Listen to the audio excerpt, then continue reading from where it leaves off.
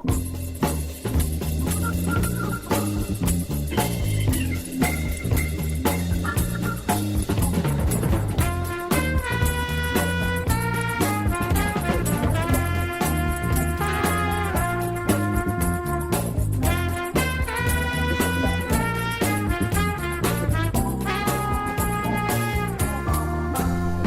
the Fingerbang Radio Show live out of Ottawa, Ontario. Sitting here with Conrad, Koster. Brandon Doucette is not returned. I'm not actually sure where he is. I think he's on the way to New Brunswick right now for some reason. He got an apartment here back in Ottawa for the coming school year. I think he's rooming with like 3 other dudes. Let the rumors begin. Know what I mean? Thanks for having me on. Yeah, man, absolutely. You were first pick. I say first pick. Top of the barrel. Definitely not bottom of the barrel, that's for sure. Now, Matt Francis was the other choice. I asked Ian, but he said he was working tonight. Yeah. So Matt Francis may show up later. I'm not sure. Maybe if he texts me and goes like, yeah, I'm on my way. But other than that... We're all bowling together, I think is what's going on. Yeah, dick. Are they all going bowling without us? I thought we were a team. I thought we were a team. That's rude. Bowling team. So Conrad has decided to stop by and grace me with his presence, so that's good. Do you have any presents? I'm still working on it. Still working on it. Okay. But it's not bad. You stopped by school. I've been given the job at school as because we actually go to school. They have a real radio station. I try to make it sound legitimate. Like I do work at a radio station. I don't get paid, but I work there. So I was given the job of I guess like music librarian, because at a radio station they just send you CDs constantly. Just record companies just send the station CDs. Drop them off. Yeah, just drop off CDs. So we get like sometimes like 5 a day, right? Just random CDs. Which is actually kind of awesome. It's pretty awesome, but the thing is, like, we have one music director and he's pretty busy, you know. So it's not like he has time to go through really all these albums, you know. You can listen to 2 albums at the same time. But it doesn't we've work. all tried that before. Yeah. So, you ever just yell remix? You're like, it's like Jay-Z. So we, what do we do? Oh, so he's like, you can be music librarian. I was like, oh, that sounds good. So I've been going through all the CDs. We listen to a good, like, maybe 60 seconds of each CD, and then we, like, kind of categorize it by, like, you know, artist, album, genre. And stuff like that. Yeah, and kind of like just be able to organize everything so nothing goes missing. We're gonna get little stickers and put them on all the albums so you can kind of like take like a real library. Dewey Decimal System is what I'll be using. You think it's all folk? Really listen to one folk album on the metal. Yeah, exactly. Metal. Like you can just tell by the covers usually, but it's surprising. Like when you get one that has like a weird cover and you're like, what could this be? You're like, I think that's electro, and then it's like down home folk music. You're like, damn, they got me. It's so diverse. They're all over the place. So we've been going through. Honestly, I am fucking.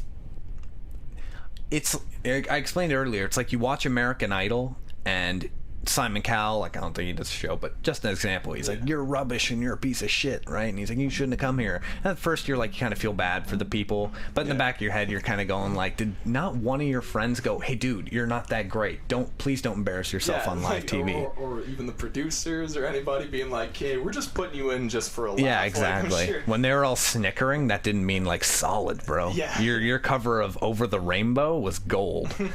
So it's the same thing where it's like, I'm gonna rip these people apart, right? If I had the chance, I would tell them, be like, guys, stop, it's not good. Yeah. Right? Yeah. But it's ridiculous. ridiculous. Also the thing is, like, because it's all local now, Ottawa, I guess you kind of have to, you know, you got to accept everything. So you gotta give a shot. Half the stuff we get's not local though. It's all from like We're just kind of putting it all together just in case we have like other shows going that people want to pick through. Yeah. But it's nuts, like some of the shit you get. This one album called Rock Garden. Right. The cover art looked like someone just took like a digital camera from 2003 and just snapped a quick picture of their dog sitting in their yard.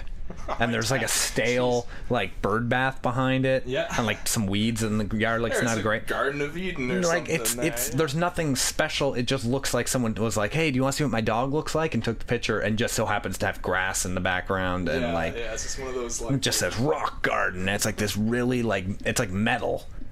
with like these really crazy lyrics. Oh yeah. Oh, it's rough. It's rough. It's rough. It's brutal to the ears. It's brutal. So we've been doing that. So I guess Rock Garden's kind of self-explanatory. Yeah, it's called. There's buried bodies in that garden. They murdered people. They murdered people. It's awful. Like some of the shit we get. Some of it's good, but it's like I'm not a big folk or country fan. So if we get those, it's like it's kind of hard, right? Because you try and not judge any of the music, even whether you like it or not. But if you listen to country, you'll be like, I'm trying to see how people like this if they're country fans. So like we put ratings. Like the ratings are arbitrary because it's like the ratings don't get put. We've been just doing like all the categorizing means something, but the ratings was just for our own fun. Yeah. Like sounds like kind of thing. Oh yeah. So like some of the ratings are like 1.5, 3.5. It's all out of 5, and some of them will just write words like "this sucks" or "so close" or just why. Doug's like indifferent. I'm just indifferent to this whole thing. What have you been doing? Summer? I haven't seen you since the last Podsploitation. Like based on the Push by Sapphire. That was like 3 months. How long ago was that? That kills me. I'm sorry. Probably a month ago. Yeah. Say that again. Based on the novel Push by Sapphire. Oh, I got you. So, you've had like a multitude of jobs. Yeah. You're like that guy who just like. Well, you're living paycheck to paycheck. But if paychecks from different places. Yeah. I'm kind of like catch me if you can. Catch me if you can. But hey, DiCaprio. Yeah. All right, tell me about your summer. Okay. Well, yeah. So we've had 4 months off, which is a decent summer. It's pretty decent. But so I worked at canoe sales mainly just because my dad's a good canoeist. He loves canoeing. So I'm like, yeah. Is that what you call them? Canoeists? I think so. Or canoodlers. Canoeologists. Canoodlers. Canoodlers. Had a canoodler? They're Gross. probably canoodlers. So what does that entail? You just go like, this is a good canoe? Yeah, buy it, please. They're aficionados. But no, it's like, it was funny too, because actually, we don't have a good topic? Let's have a sweet conversation. Down? Bring it on, bro. Okay, so like my brother and I were kind of figuring, we're like, I don't really like working. And I'm like, yeah, me neither. And we're thinking like, well, maybe it's just like, because students, you do these like minimum wage jobs just because you don't actually want to work there for the rest of the life. Yeah. So you don't really put in the extra effort. Like, my dad would be like, you should, if they, to impress the people you're working with, you should put in a few extra hours. I'm like, no, I'm not going to put in 2 extra hours at like McDonald's. Well, okay, you can't do that anyway. They'll kick you out. Yeah. But like, just leave. Your shift's over. Why are you put that fry down? Why are you staring at me? Yeah. But you know what I mean?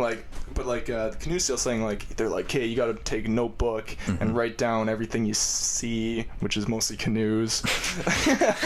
Awful lot of canoes in here. I spy. Yeah. And it's boat shape. Fuck. Can't see anything. But it's funny too, right? Because the people that work there.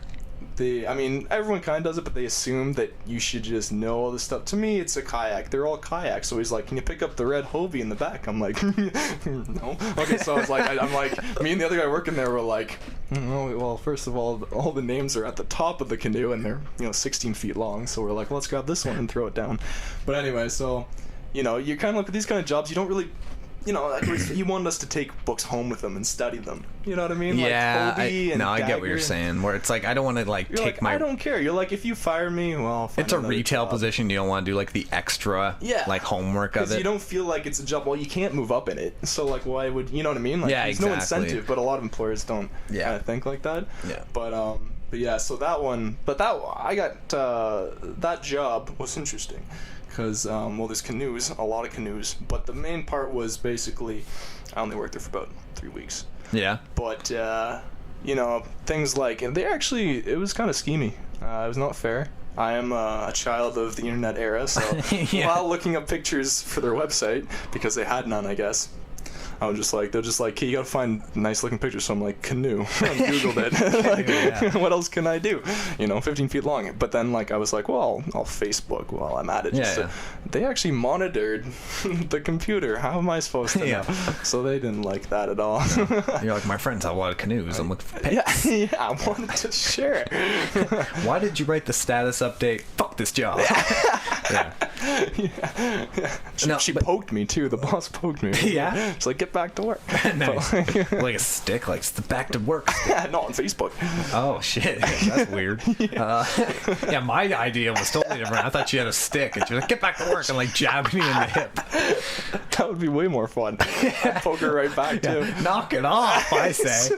I was like working at McDonald's and I was prone to like crew trainer, and they expected me to like take this book home to study like all the different aspects of like training people. I'm like, guys, this is like a job I have because I want to be able to like afford alcohol for the weekends. Exactly. Like I'm not that concerned. Yeah. You know, I make like $11.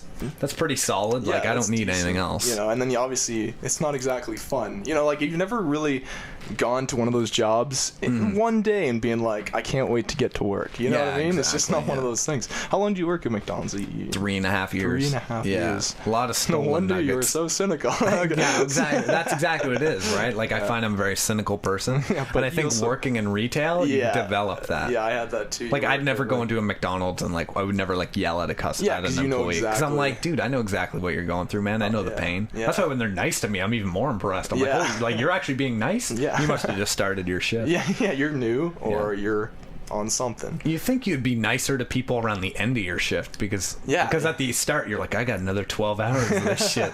It feels you got like in a state of I don't know why, but you like in a state of euphoria. It's like 10 minutes left, or those are always the longest. But yeah, so the canoe thing kind of fell through, which is again I just kind of like, okay, well I was in Osgood, so you know, and no more canoodling. Yeah, no more canoodling. I'm gonna put that in the dictionary. But and then so you know, my dad's like, well, I should probably get a job because you got like 3 months off. So I was like, nah. I found bottles, you know. But they weren't even beer bottles, so I don't know what I was thinking. I'll never get money they were for like these. those Garfield ones. Yeah. I thought they were cool. I just collect them. I have a hobby. Leave me alone. It's healthy. But anyway, so yeah, I was like, well, why don't I try sales?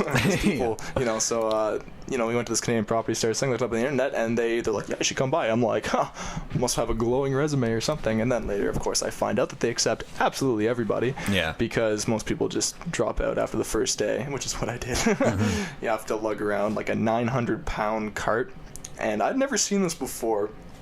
But the plastic wheels on our cart went flat. I didn't think that was possible. Yeah. But there's no air in those. Yeah. So yeah, that was kind of miserable. And the guy, this is funny, the guy that I was paired up with to help sell asphalt, he's about 30 years old and married to like some brat off the internet. Nice enough guy though, but he was writing a novel, right? And I was like, whoa, what's, we have hours to... What an artist. Come bring on the chicks, right? He's like, well, we have like 9 hours together with this broken cart. Tell me about it. So he's like, well, I'm big into mythology, so I'm writing this kind of soap opera, but it's mythological. I was like, oh, here we go. He's like, so there's the death gods. I'm like, yes, there are. And he's like, but the one child of the Reapers is kind of the black sheep, and he doesn't want to continue on with the family business of reaping, I guess. Okay, makes sense. That's just natural rebellion with family, with Reapers, I guess, So he's like, he wanted to be like an artist, and the Reapers didn't like that. And then he has a girlfriend who's a werewolf, and they move in together, and she starts doing the finding painting for the walls, but because she's colorblind, because she's a werewolf, she can't. This is all his story. I swear to God, this is word for not word for word, but and I'm just like, I'm sitting there wearing this shirt, and everyone hates us because we're door-to-door salesmen. He's telling me about this soap opera that he's writing about this werewolf who's colorblind. Like you had a rush. Solid story, bro. yeah, exactly. But so I was like, I'm like, no, I'm not even coming back. I didn't even tell him that I was leaving. I kept the shirt. I just walked away. It's a nice shirt. I'm like, I'm keeping this. I gotta get some consolation. But yeah. And then I always thought, I was like, okay, well, I need a job that's easy or to get. So landscaping, again, they accept everybody. So we did that for a while. Like, you got arms? You're in. It is like, honestly, it is so depressing though working that, because all the foremans are lifers. You know what I mean? Like they're working there since 16 and they're gonna work there till they die. Yeah. So they are the most miserable people. Yeah. And it's funny because with the people with the sales too, like I'd hear them talking just like when they weren't working on break, and all they would talk about, the guy's like, I love asphalting, I really love it. You know what I mean? And these people be like, they're just talking about like this one house where they had to do a lot of weeding, and I was like, do you have nothing better to talk about? And then I was like, no, they don't. I just realized, I'm like, no, they actually don't, because that's their life. To think about it, because and I worked there for 2 weeks and I had no life. Like, you wake up before the sun comes up, and then you get home at night, and then you have to do it the same thing the next day. You have nothing. There's no your main time for yourself. Conversation, like, did you see that new bucket I got? Yeah, like, bucket, seriously. Yeah, it's not even their fault almost. It's just they're cut off from everything. I think it happens to every job, though. Like, I was working at McDonald's, and our main topic of conversation while being there is how much the job sucks. Yeah. It's just complaining about things. And it can be entertaining, because you're like, you remember that one time that old lady came in and you threw a penny at her head? Like, yeah, it was awesome. Like, she was so pissed. It stuck there for a while. The wrinkles she didn't even realize. But it's not totally that thing. Yeah. That'd be sad, though, when you're like, I know I'm going to be here till I'm 65. Yeah. Retire. Won't have much money. Yeah. Although if you're a full and like you got some cash. Yeah, that's true. Although you do probably live out in the boonies with like a 6-car garage. Yeah. So like nobody's gonna see it. Yeah. You can always tell like at your house, like, does your dad have like the garage that's like amazing? Oh, like not my dad. No, he doesn't, eh? No. I find like you can always tell you're like I always go like, well, that marriage is failing. When you see the guy, he has like a TV in his garage. Basically the whole garage is like spotless, and like every tool is like perfectly in place. My garage, like, there's like barely anything in it, and if there was a tool, it'd just be thrown on a counter. You know, like when it's a mess, you know that's a good marriage. That's the way I always tell. I'm not sure if there's a spectrum, because like the dirtier the garage is, the better marriage. I'm not sure if that's how it works, because honestly, I think it's there's just like not an inch of room in our garage. No, but yeah. I think it's just the amount, like when you see like an old guy just sitting in a lawn chair in his garage with the door open, just chilling, like drinking a beer. When you have he has like a fridge in there that he doesn't just use to keep cold beer in. When his lazy boy is also a toilet. Like, yeah. That's an issue. It's also a health issue. I ain't going in that garage. It's like when I was staying in Kingston over the summer at my girlfriend's house, and across the street from her house was this guy named Bob, and he had like this garage, and it was amazing. I was like, dude, I want to hang out in here. Like, he had TV and a fridge, and like every tool was like perfectly in place. I was like, I just want to build and break shit in here. I want to be a man. Yeah, I just want to be a man here. And like you could tell, it's just like, man, he probably just was like, oh, my wife, I'm going to the garage. Yeah. It's just kind of their sanctuary. Yeah, exactly. You know? But that's true though. That's a good way of thinking about it. But yeah, so yeah, no, the summer, I mean, it's definitely, it's kind of funny, because like I can't say that last school year was really that stressful in comparison to what you know what I mean. Yeah. But like the summer is just, I don't know, there's something magical about it, until of course you get into the working world, when like, you know, basically it's like, well, you don't have a summer. Yeah. Which is something that it's hard to think about. I don't know. I think we're in a program where it's not a big course load, but the whole class is filled with people who procrastinate way too much, so we think we have a big course load. Yeah, that's the thing. Right? It like builds up, like if you do the whole year but you don't do anything, and then at the end you're like, oh man, I'll be up for hours. Like, I was up once for like I counted 50 hours solid. I was up, and I was sitting in like one of our classes, and my head was just dropping like this, and I was about to throw up, and I was like, I need to leave. Like, this isn't good. I was that, like, I'd never been that overtired in my life. Yeah, true. But if I would have started the project like 6 weeks ago, I would have been fine. The 2 months they give, so it's like, I don't blame teachers. They don't give that much work. It's just I'm lazy. Yeah, that's the thing. But also, I guess with our program, it's kind of something I didn't really realize, which I should have, till like this year, was it's kind of also the more like extracurricular work you do in it. Mm-hmm. Like obviously the course load's pretty light. It's like more like stuff you do on your own time. Yeah. But that's kind of nice though too, you know. It is. I think we definitely I think we have it way better than most people do as far as their programs go. Like, I'm not even talking as far as the university goes, because that's a completely different element you put in. But us, it's more of like a job. Yeah. Like, you have to go to your classes, but for the most part, it's like you have shifts that you have to show up for. Yeah. You have to do certain work, or a business is gonna fail. Exactly. Like, there's business like here, right? There's money being made. Yeah, it's like and it's like, it's not like, you know, if you miss a project, usually the teachers are pretty lenient. They're like, oh, just hand in the next class. Yeah. But like, if someone misses like a news shift, everyone is on them. Yeah. They're like, dude, I had to do it, and I got nothing to talk about. Yeah, exactly. You know, so it's true. But it's good. I mean, you gotta have something to push, otherwise I would just be so fat. Exactly. I'd just be sitting there like, ooh, just Bowman. play Bowman on my computer. Like, that's all it is, though. Like, I just kind of sit around and... To be fair, some of the courses are just filler. Like, they're just filler. Oh, of course. But, I mean, what are you going to do? Like, some of them where it's like, today we're going to talk about branding on stuff. And I'm just going like, I don't care. Yeah. Like, I don't know. We were talking about different things about what we should put the station logo on, right? Like to give away as like just giveaways and stuff, just kind of promote the brand. Yeah, items. Yeah. And everyone's going like hats, and I'm like, first of all, I wouldn't wear a hat from here, and I basically work. I wouldn't wear a hat from here. Yeah. So that's number one. T-shirts, T-shirts are always good, no matter what you're giving away. T-shirts are everyone fun. loves a T-shirt. Everyone likes a free T-shirt. I don't know why. Good example. I don't know. Maybe it's just because everyone needs a T-shirt, but like. You know, I go to the Milanos in my town a lot, and the guy's just George. Who, by the way, I've gone to many Milanzos, and they're all called George. So I think that's something. George? Yeah. It's part of the requirement for the job.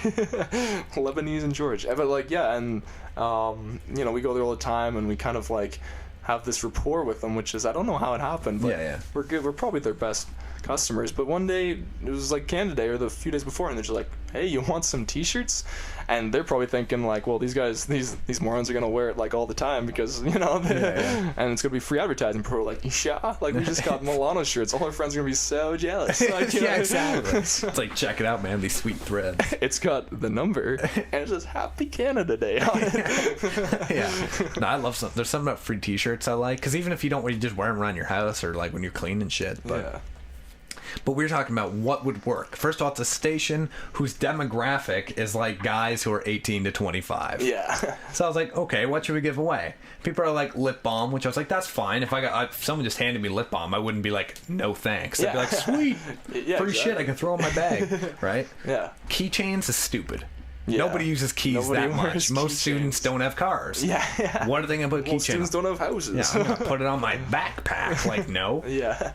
I said condoms. Yeah, which right? Actually it's probably the most practical thing. It sounds kind of like risque, but to me it's like, first of all, you can be like, we're promoting safe sex, which everyone loves to hear. You can give them away at events. People will be like, this is awesome, and keep it in their wallet, so they'll always be like, I wish I could use this, and look at it. Well, everyone would just totally be like, yeah, like they would take them. Like they'd take handfuls. Have a bucket. Right? Just have a bucket. A bucket right in the station. Like one of the big drawers, like in cabinets. Yeah. People come in like, hey man, you want something for free? And they're like, yeah, T-shirt? I'm like, no, for your dick. Just honestly, slide the drawer. If we had like a fishing for condoms, I'm sure people in the calf would do it. The only problem is you'd hook through the condom, and well, that would defeat the purpose. Yeah, staple them to paper with little like info sheets.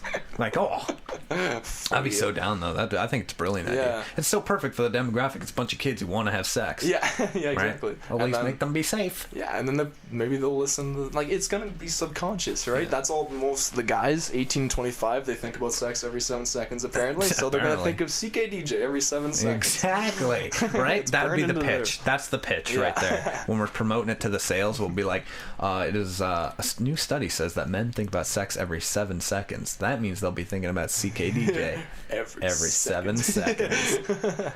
That was a good idea. Yeah, I'm in. That's good. Like there's a few other things, like it's hard to do things like headphones because first of all, not a lot of people wear them. I mean, it's because everyone maybe in the station uses them, but that doesn't mean a lot of people outside use them. And plus, it's expensive to get it made. Yeah, so you can give them away for free. Really. Yeah, it depends on where you go. We're kind of a charity. Even station. Coffee mugs. If someone gave me a coffee mug, I'd be like, word. Yeah, like I love the idea of free coffee mugs. Right? It's you like can never have too many. Never have too many. You can though. You can. Like at work, because I'm a southpaw, so this throws me off because they always put the labels for right-handed people. Yeah. It's prejudiced sons. So like it's not fair. I mean, I've had to live with promote hardship. The brand. Yeah. To triumph over adversity like that, it's not, it's, but anyway, so like, it's like it's a happy Father's Day or happy 40th birthday, right? So then on the inside it says happy 40th birthday. On the outside it says not the F word, an exclamation. See, but so for a righty, it'd be you could read the happy 40th birthday and you'd be like, okay, and then you'd get the joke. Yeah. But I'm holding it the other way, so I can't see that part. Yeah. So all I see is a mug that says not the F word, exclamation. I'm like, what? I went to like, you know the store Giant Tiger? Yeah. I call it GT Boutique, of course. But I go in and I made a purchase or whatever, and they're like, here's your free coffee mug. And like, of course, the lady's like most depressed looking person. Of course, she works Giant Tiger, so understandable. She hands me this coffee mug, and it's just a picture of like that ugly Giant Tiger mascot. Doesn't really look like a tiger. No, not even a nice looking. And he's one. like, he has a goalie. He's like a goalie, and he's like playing goalie in a net, and that's it, right? And I was like, man, you couldn't even draw the tiger as happy. Like, he looks like discontent, just like, I'm playing hockey now. This is what they got me doing now. And I was like, I don't give a shit. Free coffee mug all the time. Yeah, because like the stupider the coffee mug to me, the better. Exactly. Like, I want a coffee mug that says #1 dad just for myself. You know, like, maybe that just takes a certain kind of person. Like, I have a shirt that's like, what was it? I'm the papa. Yeah. Handsome grandpa. Yeah. I wore it one time to school as a picture of like our gym class, and everyone's like looking kind of, uncomfortable, and then there's me with the muffin, and like I'm the papa shirt. Exactly. Yeah. I love that. Yeah, but mugs is like I t-shirts. like my humor in coffee mugs, but I don't like my humor in t-shirts. Oh yeah, no, exactly. I like my ironic in t-shirts. You ever have that? Yeah. Like, but I ironic mugs are hard to do. Like, if Giant Tiger was like, here's a t-shirt, I'd be like, I'll wear it proudly. But if it was like a t-shirt that says like a funny slogan, I hate it. Yeah. Because it's not funny. Even if they are funny, you'd be like, you will see it in the store and you'd be like, oh, that's good, but you'd never wear it. When I was in middle school, I was like funny t-shirt guy. Like, I always had funny t-shirts. Right. And then once like high school, like not even high school, well, like before that, I was just like, I'm done. Yeah, like, I you're don't. kind of like. And then when you see people in high school funny t-shirts, unless it's like really clever, I'm like, no, I'm good. Yeah, you're just like, because then you probably see him a few times during the day. Even if he gets you the first time, you're like, every time you see it, you just want to, you're like, no. Yeah. Please take it off. I got the joke the first time. Like, I had one that said like hooked on phonics worked for me, but it was all like spelt wrong. I thought that was pretty good. One of them, it was just a goat drinking milk, and it said goat milk. Pretty gold, right? Like, it's a tarp, yeah.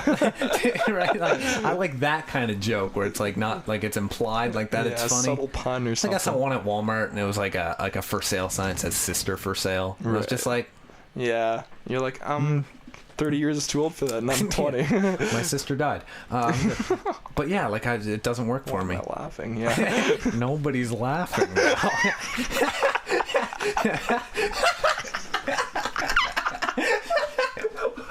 Why isn't this funny? Can't hear the laughter later we'll do Bane talking to people. We'll do that in the second half. Conrad's been doing an excellent Bane impression, which it's hard to find a good one because it's a hard voice to do, right? I mean, he's talking through machinery. Yeah. Like I find I'm more impressed by Bane voice than I am like Joker, because Joker's easy. A lot of people try and do it. A lot of people try to do it, but if you don't do it good, it's bad. Yeah, it's true. You also gotta have the physical part of it. Yeah, too. To me, it's like practice. Yeah, impression. You kind of have to do what Heath Ledger did, and basically, the worst, like, bad impressions, man. That, to me, like when someone's like makes a bad joke or like says something like weird, and someone's like embarrassing. Yeah, you know what I mean? Where you get that, you feel like, embarrassed. You feel like you should save them. Yeah, like, dude, come with me. We're getting out of here. Like, it's just bad, not funny. Like, well, I mean, sometimes obviously, sometimes some just flat in line. Not all of them. Yeah. You can't be 100% all the time. But you're right. When sometimes something happens in the whole room, and then you're just like, god, you almost just have to scream to save something. Like, they say something that they think is funny, and the room just goes silent, and you're just like, you squirm in the awkwardness. It's hard to explain that feeling to someone. Like, it's feeling embarrassed for someone else. Yeah, it's weird. I'm not sure if it's like you really care about the person, or you I don't even care about the person. I just feel like I don't want to be around. Yeah, like I feel bad for myself. Like, you had to be involved in this, But self-loathing. To me, the highest point of getting that feeling is when you're around someone and they do an impression and that's they think bad. It's really good too. Yeah, exactly. They think they keep doing it all the time too. And it's not even like relevant. It's like someone doing a Borat impression. Yeah. Oh, and but that not happened even like a lot ironically, but where out. it's just now you hear someone just doing Borat, like they think it's gold. Like, hey man, you see that movie Borat? And then they're like, just fucking. That's always a funny thing too when a movie comes out 10 years ago. Have you seen Borat? Yeah. This movie, Austin Powers, so good. Where it's like, dude, it came out like 10 years ago. Yeah. You ever had that when actually someone like on Facebook like check out this link, and then you like will end up watching it like College Humor like a long time ago, and then what can you say? You're like, oh, I love that one so much. You know, it's what I mean? Like, we have a PSA we put on this show on the episodes, a PSA to avoid YouTube parties. Oh, right. It's like when like a YouTube party, you're there, and then all of a sudden it's people just going, watch this, and you're like, fuck, because you're always going, I've seen way funnier shit than this. Yeah. And then when you play your funny video, you have to show them up. And then when you do, you're like, the funny part's coming up. Like you can't explain to someone why something's funny. Yeah, and then also you kind of become the very thing you sought to destroy. Yeah, it's so true. Yeah, I hate that. You that fall impression into it, makes me like squirm with awkwardness. Yeah, I think both of those kind of come out of parties you go to. No one's really enjoying it, so then we're like, well, let's watch YouTube because everyone loves YouTube. You know what I mean? Once you sink into that, you know. Actually, speaking of which, I know there's a new video of. I'm just kind of eating my burger. What? Cheesy. What are you talking about? But yeah, like, it's no good. Okay. We were talking about commercials. That train has sailed. Like we were talking about commercials the other day because I was talking about like marketing, and we did this on like last week. I had Matt on. We were talking about marketing. It's like when you see a commercial that says like, "Oh my God, the ground's shaking right now." Anyway, that was the garage door. You had me. You had me. But you see I haven't seen that commercial. You see a commercial that's like made with 100% beef. Just tell me honestly, when you see that commercial where it's like made with 100% real cheese. Right. In your head, you're going, well, like, obviously it's not made with 100% real cheese, right? Like, obviously, right? Are there people who do think that, like, McDonald's beef is 100% beef, who are, like, that naive to the fact? The thing is, I know some people that, like, they just, you know, there was a YouTube video of the second Transformers or whatever, and they're making a joke. They're saying that, what's her name that plays the... Megan Fox? Megan Fox, right? So she's just, you know, a 10 in everyone's books, but, like, they're making jokes that, like, with all the new computer animation that they had, they're also enhancing her, and then she wasn't even in the movie, she was computer animated. Yeah. And it's a joke, because obviously that's not true. That would be ridiculous. That would be ridiculous. But the one guy's like, yeah, did you know that she was totally computer animated? He believed it. Yeah, some people just like, okay. I mean, I saw it on the producers said it, so they couldn't be sarcastic. Why would they? You know, well, some people are kind of sarcasm blind or deaf, or I'm not sure what you are with sarcasm. I just feel you are a dumb person if you see a Kraft dinner commercial and they go made with 100% real cheese, and you go legit real cheese. If you believe that, you have issues, dude. Like that's not a good thing. You need to get out of, I'd say a cave, but that's cliche. Get out of. Yeah. Well, I don't even know what you should get out of. No, it's not even get out more. It's stay in more and read the internet. That's the thing. It's like you have to work at McDonald's and stay on the internet, and you'll totally understand. I feel it's like that's how I develop my bullshit meter. You know? I think everyone should have to work at something like that too. Yeah, I think it builds it does. It builds character. Yeah. You know, as bad as it sounds to be like, it builds character. It does. Like, I know it's always cliche when you say that too, but because you have to, first of all, you have to be able to deal with stress and work and shit, exactly. But also dealing with people, and it really helps you realize that 98% of the public are fucking idiots. Every one of them. It's like, also 98% of the people in the right situation can be very good people, but also that's just human nature. You know what I mean? Like they can also be totally... Can't stand it. Can't stand ya. Sorry? I can't do... I know I have to go back because I need a job. McDonald's. I'm afraid.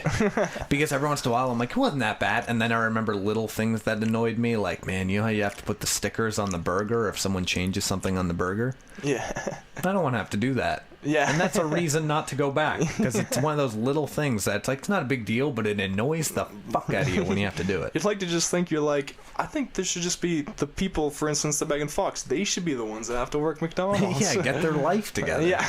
But like, you know, and it's funny because like some of the lifers that work at, say like the warehouse that I work at, you know, they do this stuff their whole life and they just assume, like, first of all, they're like, can you get some boxes? And I was like, can you get me the dimensions? He's like, well, you're the one that boxes. I'm like, do you see the warehouse of millions of different size boxes, right? Yeah. And then the one guy, because we have this tape machine where you tape the boxes together, and he's like, get me 21.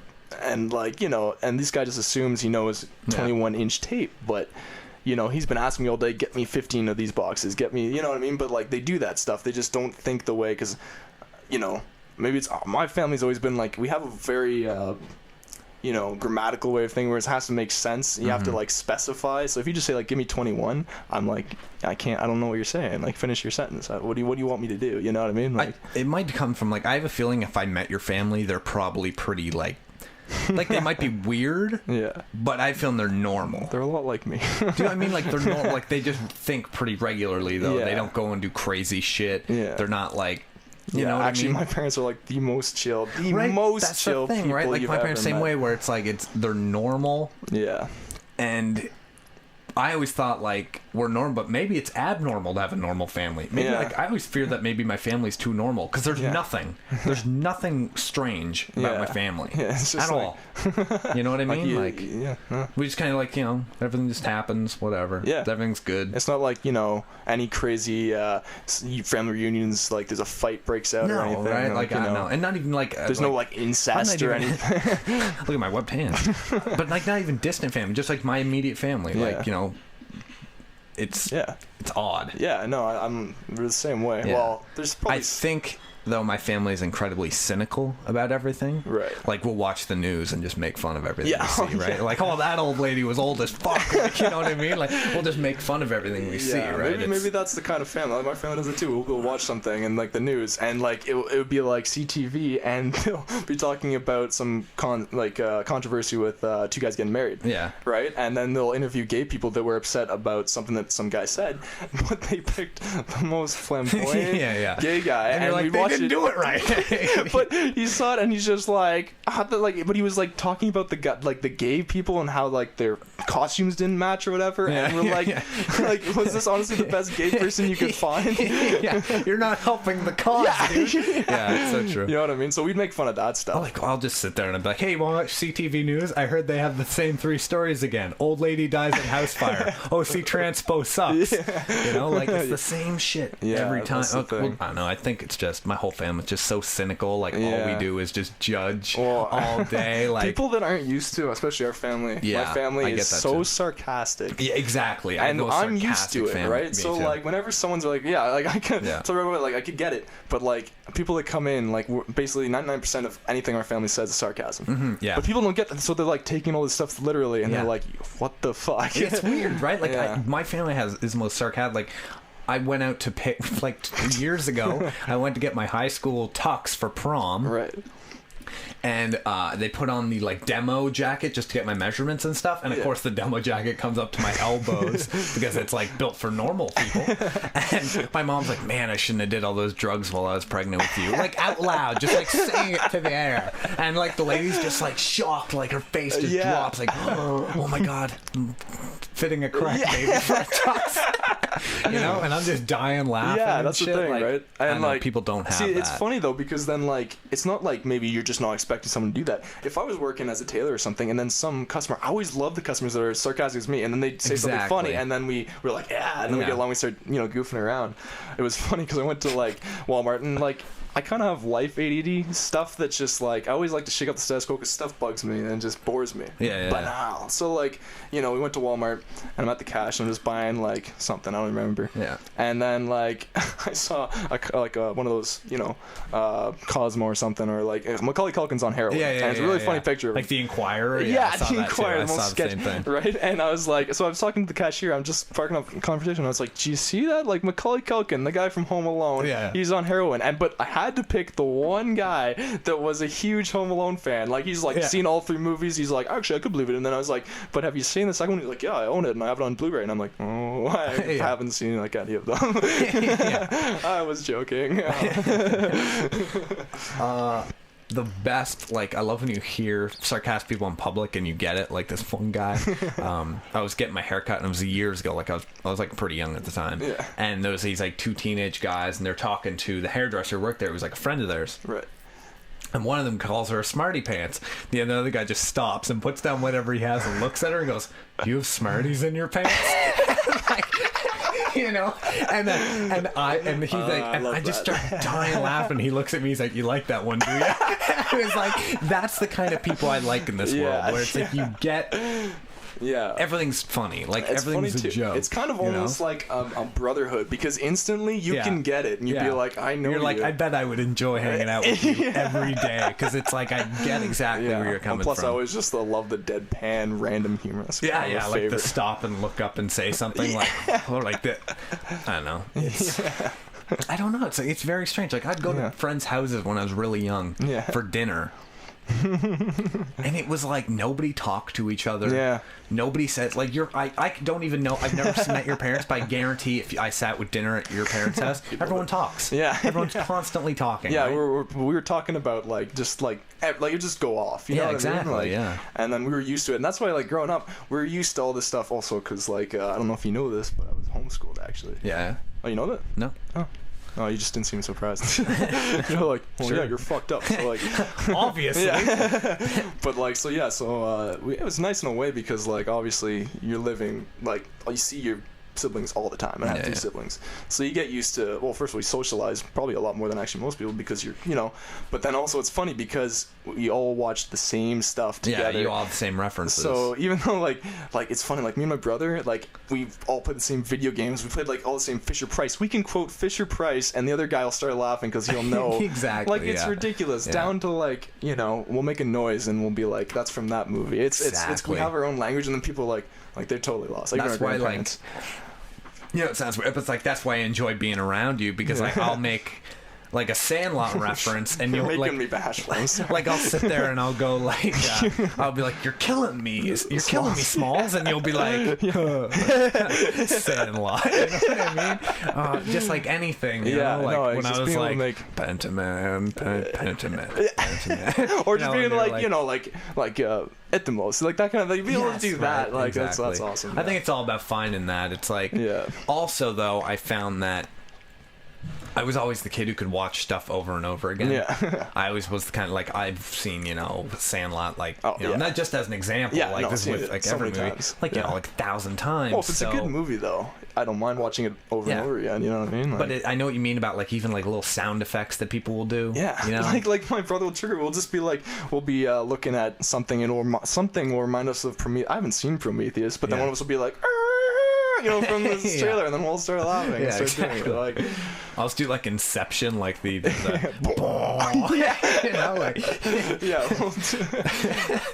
we're all such movie fans. Like we'll be driving like to my grandparents. It's a 6-hour drive. All the kids are crammed up in the back, and we'll just do reference to reference. Like, we'll just keep going back and forth. My parents don't even know what's going on, and they have bought all the movies, but like it's just fun. Me and my brother just pretending to be Christopher Walken for like 3-hour drives, or like just doing like Jerry Seinfeld, like being young too, and just being like picking like, what's the deal with cup holders? It's just stupid shit. My brothers and I had a Joe Clark race where we're all just like, oh, I'm Joe Clark. Like it was just like, like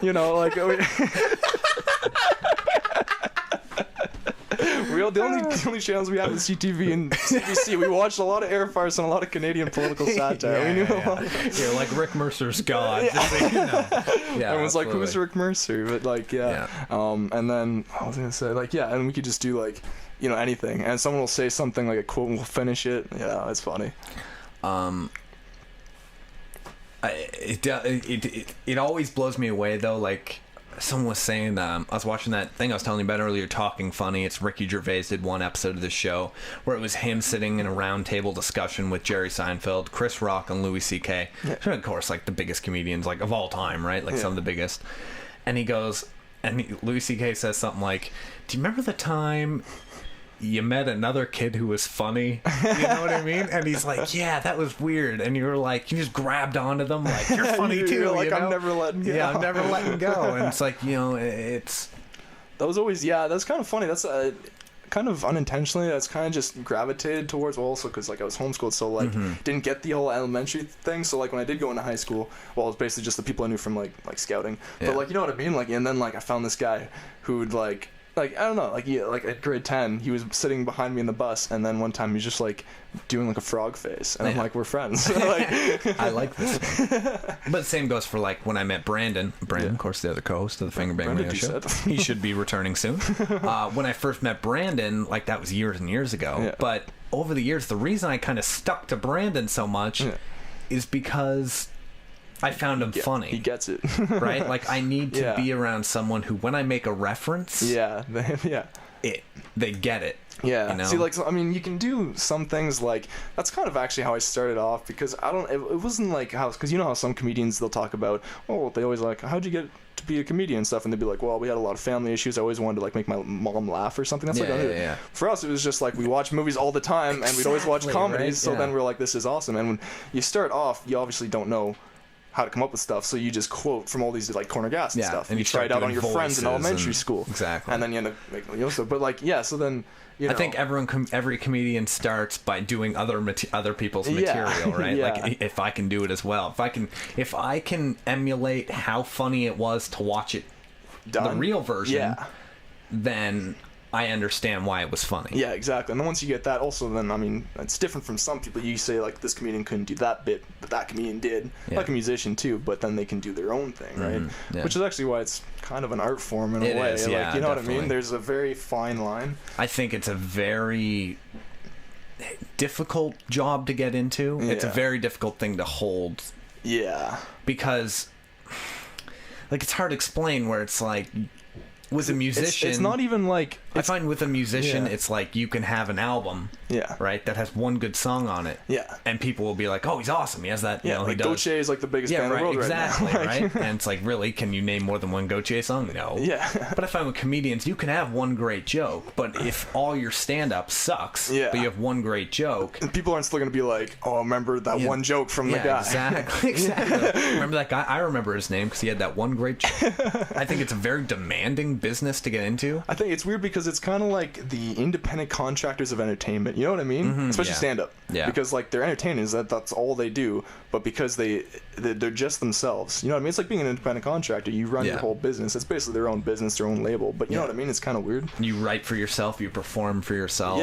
I mean, I guess after a while you get someone to book your stuff, promote and stuff, and you know, I guess that comes with time and energy, but I mean, that's why it's kind of weird. I think it's you have to pay your dues. But like, and then there's also the thing, like, even if you've made it, like, say Kramer, who then also had that freak out that everyone knows about. Of course. He's like, you see him, he's old, you know what I mean? But he's like, obviously been in Seinfeld, he's very successful, but he goes back to stand-up and something, and then he could just blow it, you know what I mean? Yeah, like, exactly. It's not like once you've made it, you've made it. Like, I saw Jerry Seinfeld do that when he ended Seinfeld, and they made a documentary about some guy doing comedy or whatever. Isn't that called stand-up, I think it's called? Something like that. But they're talking to him, and it's like, he has a hard time. Like, people get really excited when he shows up, of course. People are like, oh my god, it's Jerry Seinfeld from Seinfeld. It's amazing. So no matter what he says, people are going to be like, that was awesome, we got to see him.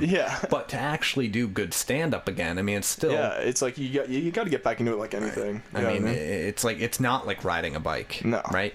I think it's like it's like every time you really have to work at it, like keep it up. Well, the thing is, for good comedy, it has to be unexpected, so you have to constantly keep coming up with new things. You know what I mean? Like, I mean, you can have like be a gag like the finger thing in Scary Movie 2, but they keep using it, but in different ways, right? So I want to do it. I've wanted to do it forever.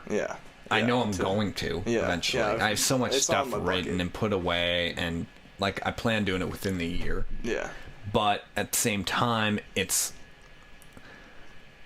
I don't know. I know what you mean too. There's that roadblock. You're just like, what if it doesn't work? What if, like, even like, what if you crash and burn and like your dreams, like, but like, I mean, also it happened. Like Jim Carrey, he tried, I think, and then it just totally... Oh yeah, for most people, it's like you bomb the first time, you know what I mean? It's like you have to go back and try again. And Jim Carrey's one of the indisputably the best, you know what I mean? And he's like, I got so much respect for, like, some people are just like, how does it feel to be shameless? I was like, compared to Jim Carrey, like the stuff that he does, like, it's just, you know. Well, the thing is, like, I hate when you see a stand-up who you hate, who's not funny to you, and they have, like, a TV show. Like, I see, like, Carlos Mencia. I'm like, who gave this guy a show? He sucks.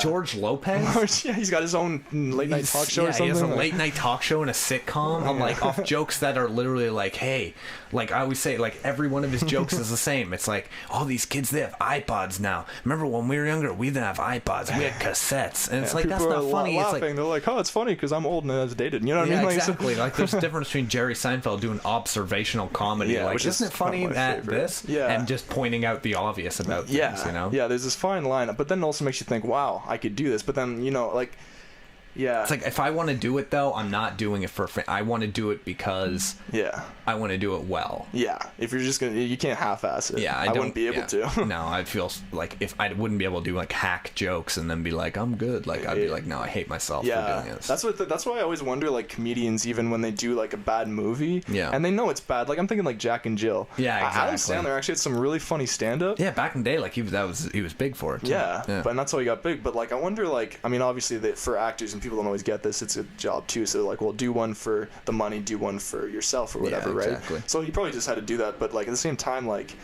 that would ruin, if I made a movie like, I don't know, you would think like it would kind of hurt a little. I'd want to make a movie that I can laugh at. Like, I like doing this because afterwards when I have to edit and I listen back to all of them, right, to edit and like pull stuff, like kind of put everything together, you know. But like, if I laugh while I'm listening back to it, then you know that something's done right. I've done it right because it's exactly my brand of comedy. Like when I'm just listening to us do like rom-com on Pause Quotations and I'm just crying listening back. I'm crying with the me that's crying on the show. Like we're both crying and going like, oh my god, that's so meta. You know?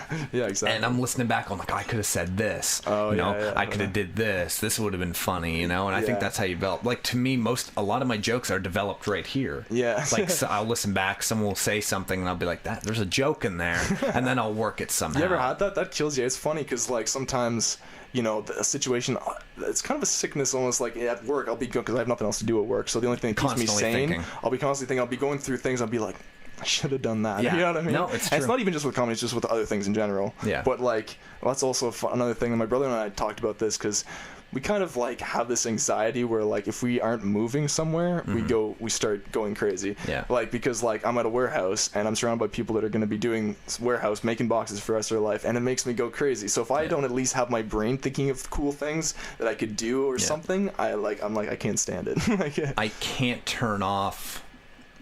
Like, I hate being like, I'm funny, but like, I think on a whole, when I'm around people, most people around me are just laughing all the time because I'm just saying whatever the fuck I can say. I always had a hard time because it sounds so pompous, and like the thing with comedy is like once you become pompous, you kind of lose it. Exactly, and I hate to be like I'm. Yeah, you hate. But to I feel like I'm part of that group where it's like they're funny. Like that's just you know. It's hard to just be like to a group of people. I'm like, yeah, I'm really funny. I'm funnier than you. But you know what I mean? But like, but I know when I'm actually funnier than people. Yeah, when you get a whole group, and you know, and when you're on too, so you're like, well, obviously it's it's a fact, but like, you know. But because I live for that, where that's like something I need. We've talked about that before, where it's almost like an addiction you have, where it's like drained you need, and you have to keep revitalizing yourself. Coming back. You need to have people laughing around you. So my brain, even when I'm just alone, I'm thinking. It's weird. Sometimes, you think you're crazy because you're like, you'll think of something and you make yourself laugh, and you're like, what's wrong with me? You know? I'm nuts. Yeah, no, that's so true.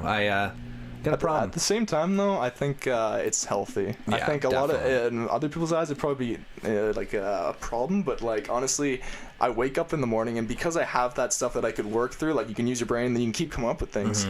If I couldn't like be creative with that stuff, like I'd be like in a rut. I'd be depressed. I'd be like, well, I don't know, what am I doing? You know what I mean? I think like you think in pictures. Yeah. So like I'll be bored. Like I could just think, I could watch a movie in my head. Yeah. Like it sounds crazy, but I could just like remember parts from movies and laugh. You know, I can act in my mind and just like do lines. Like it's weird that that's a thing, and I don't know if everyone else does that. Yeah, well, I do that. Right, I do constantly. I'm always on, and it gets tiring sometimes because I'm constantly thinking. I can't say something funny. I can't not feel like I have to do that. Yeah, it's weird because like obviously for the most part it's controllable. I take drugs to control it. Yeah, like Advil, not illegal drugs. That's wrong. But that's wrong. But I don't condone that. But you know what I mean? It's like, because obviously in some situations now for like things like a job interview, I've actually got so like adept at it. Like, you know, like I went for the landscaping thing.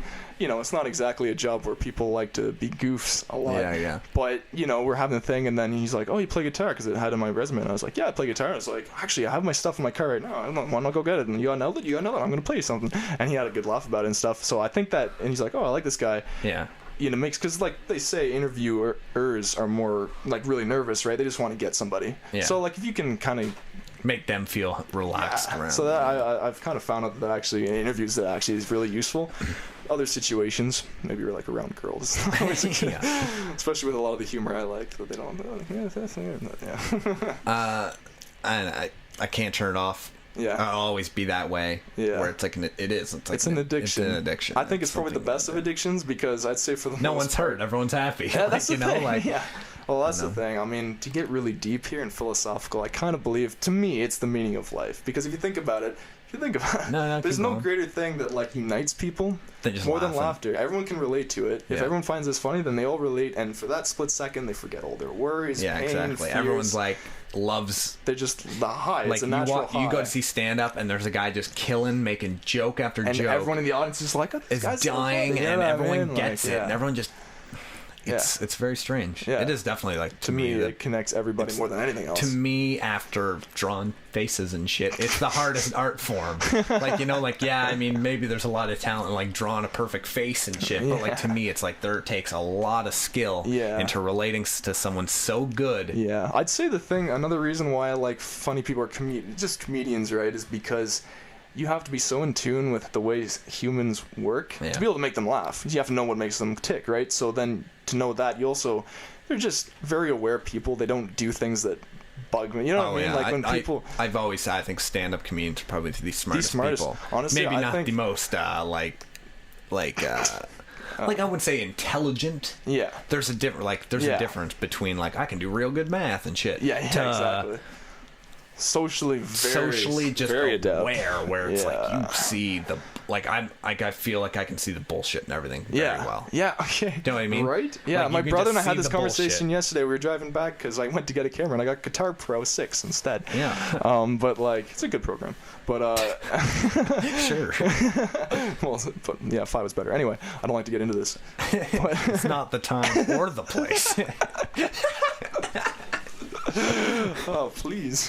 But like, yeah, so we're talking, we're just like, maybe it was, I thought maybe, we weren't sure yet, it was like, because maybe it was the homeschooling, so we don't see, like, because a lot of stuff later on in life is built through the school system, right? Mm-hmm. So we weren't sure, we were like, because we were homeschooled, and we were like, I wonder if we just see all this bullshit and stuff, and like, but like, but obviously, like, what was your situation like with school? Like with elementary school, you said like you wore like the T-shirts and stuff. So, you kind of just like had fun through school too. You didn't care. That's right? the thing, right? It's like I totally took school as a stage where I could go and basically feed that weird, addiction. But work your act almost like working on it. It is weird, though. Right? That's really like we go to school for radio. My main thinking behind that was. I'm a big music fan, which like for you, like maybe you play an instrument, like it does have something to do with it. And don't get me wrong, I love a lot of music and stuff. But for the most part, I was really like, what do I want to do in my life? Yeah. Do I want to do physical labor? Look at me. Fuck no. Do I want to sit in an office all day on a computer? Well, if I can browse the internet, then but no. Right? It's like I want to be able to sit with people who I find enjoyable. Yeah. My favorite thing to do is laugh. Yeah, exactly. My favorite thing to do is to watch something funny because everyone's always happy. Yeah. If I could sit at a desk every day and give that to people and just do that, just talk to people and just be like laughing, because people like when people are having a conversation, and if you're watching a conversation with two people and both of them are just dying laughing at each other, you don't even know what the fuck they're talking about. You don't even know them. You're already like, first of all, these people are just fun people, but you're also, it makes you happy. You don't even have to know what they're talking about. It makes you happy. It's contagious. It is. It's very contagious, and it's like that's the whole reason I got into it. I was like, not for music. I don't care about sitting there and playing tracks. Like that's not really why I'm here. Yeah, you can listen to music on your iPod. Exactly, right? That's exactly it. Like, to me, I started listening to podcasts a couple years ago. Yeah. Started listening to more and more, and my brother got me into a bunch of different ones. And that appeal of, we're going to sit here, we're going to drink, we're going to talk about shit that's funny, and not just funny, but we're going to talk about things that make people go, oh yeah, think about it. Yeah, right on. Well, that's why I like comedians, because behind all the jokes, there is so much truth that no one else has. You know what I mean? Yeah. And of course, a lot of times with people that don't get the sarcasm, there's always like, I try and get a lot of like truth and stuff through the kind of jokes, a lot of sarcasm, be like, or point out like inconsistencies or hypocrisy. You know what I mean? Like, yeah, exactly. But yeah, that was my thing too. Like after high school, I was like, okay, so I was going into engineering, but then halfway through the school year, I'm like, I'm not gonna like this. No, exactly. So I just stopped doing homework and the math courses. So I didn't get the marks to be able to get into it. So I was like, okay, hey, radio. I like music, and yeah, the DJ thing, like right away, turns out there's a lot of different aspects of radio, apparently, which a lot of people go into, which is sweet. That's why it's nice and diverse, and it keeps my ADD on track. But the thing, the whole time I was just like, I want to be on air. You know what I mean? Yeah. And that's exactly, it wasn't even just to be able to play music. It was to be able to entertain people. Like, it's like, to me, sitting in front of a microphone is just a stage. Yeah. It's not as structured. I mean, it's not like like today I don't even have anything prepped. Yeah. I was like, Conrad makes me laugh every fucking time I'm around him. So we'll bring him on the show and... like, what's the worst that happens, right? Yeah. Make a couple jokes. I laugh my ass off. Maybe, hopefully, someone enjoys it. You know? Like, exactly. you don't know. I mean, it's going to get more structured. Again, if you're just tuning in, you listen to the Fingerbang Radio Show. Sitting here with Conrad Koster. Brandon will be back. And I think once he's actually back for good and we can keep on track of the, like, every Friday at 7 or whatever that might change to, we don't know yet. But that will be nice, like, to be like, okay, this is when we have to show, I'll prep some stuff. Yeah, true. You know? But yeah, like, sorry, go, or unless you're still on your thought. No, but that's... Yeah, like, going back to, like, get that. like school, like, obviously, because I was kind of on the same page with everybody. So I didn't know what all the you know, the stuff, the drama that happened between anybody. That's so I true. was friends with this small group of people, and then they end up getting friends with whatever. So I was just like, okay, I'll hang with you people. You know what I mean? But, like, so, basically... Also, I had a really low libido, so I didn't actually care about anybody. But, like, so, you know, and I was always just a ham, always just a goof. And then I got more confidence, because it's always harder when you don't know people as well. Mm-hmm. You can do stuff, and you try and warm up, you try and be like, I'm going to do this, and see who reacts. And depending on how they react, you'd be like, hey, I kind of figure out this person, and then from there you can do more stuff. You know what I mean? Yeah, exactly. But, like, so, like, at school, at, like, grade 11, grade 12, at that point, you feel like you're on top of the world anyway, because you're the highest grade and everything, and you know everybody in your class. But, like, I'd be doing stuff like you know, data class. I just didn't, it was kind of a sleepy subject anyway, so, you know, you just do things like, well, there's this guy in front of me, really flamboyant guy, and nice enough, but, you know, he's very OCD, so I'd, like, scooch up my desk right behind him and put it up, and be like, no, Connor, and then he'd, like, move his desk, and I just keep chasing him with my desk, and then, you know, Miss Cal, this small Indian woman who's on my Facebook profile right now, she's a lovely woman. She loved me. Like, I had her for 2 classes in the morning, and, like, she let me hide stashes of food in her class and stuff. It was chill. No, I had the same, like where you have that one teacher who kind of like and they kind of like, they're like, he's gonna do whatever he wants anyway. Yeah. I had a teacher like in hospitality class, and she was like, oh, I have to throw out these plates, and I was like, can I have them? She's like, for a while, like, she's like, you want these big ceramic plates? I'm like, I'll play frisbee with them outside, right? In the rain, big ceramic plates. She's like, literally, she was like 2 words away from me, like, I don't fucking care, do what you want. That's so awesome. Like, I'm outside playing frisbee with these, like, fucking 2-pound plates, just hitting each other with them and shit. See, that's awesome, because, like, I was always wondering, I'm like, am I the only person that just takes random shit? Like, because, like, one time, like, I was in English class, and I just, like, hey, can I have a napkin or, like, a Kleenex? She's like, sure. And I just take the whole box and I walk out of class. Yeah. And she's just like, she finds me later on in the day, she's like, Conrad, do you have my box? I was like, oh, do you want that? And she's like, yeah. I was like, oh, I thought I could have it. But like me, like I always say, like I would, because I hate it, because I liked being funny at school, but I hated school. Yeah.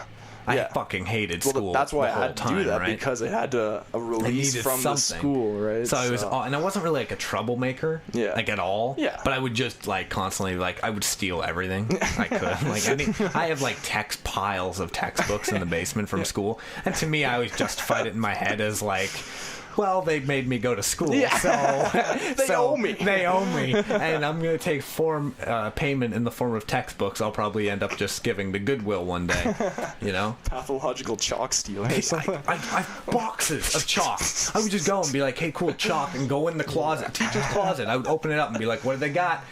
Paper clip boxes.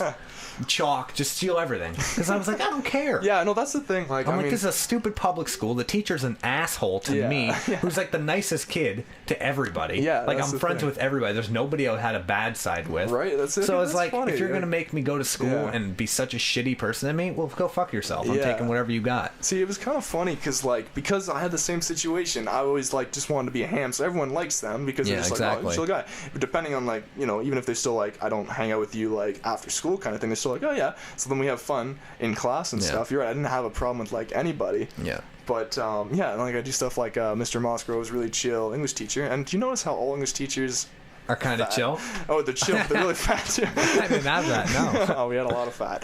But only the teachers were. And then I was just like, hey, Mossgrove, I know this is teachers' lounge, but I've always wanted to take a big piss in the teachers' lounge. He's like, yeah, go ahead. I was like, you're the best.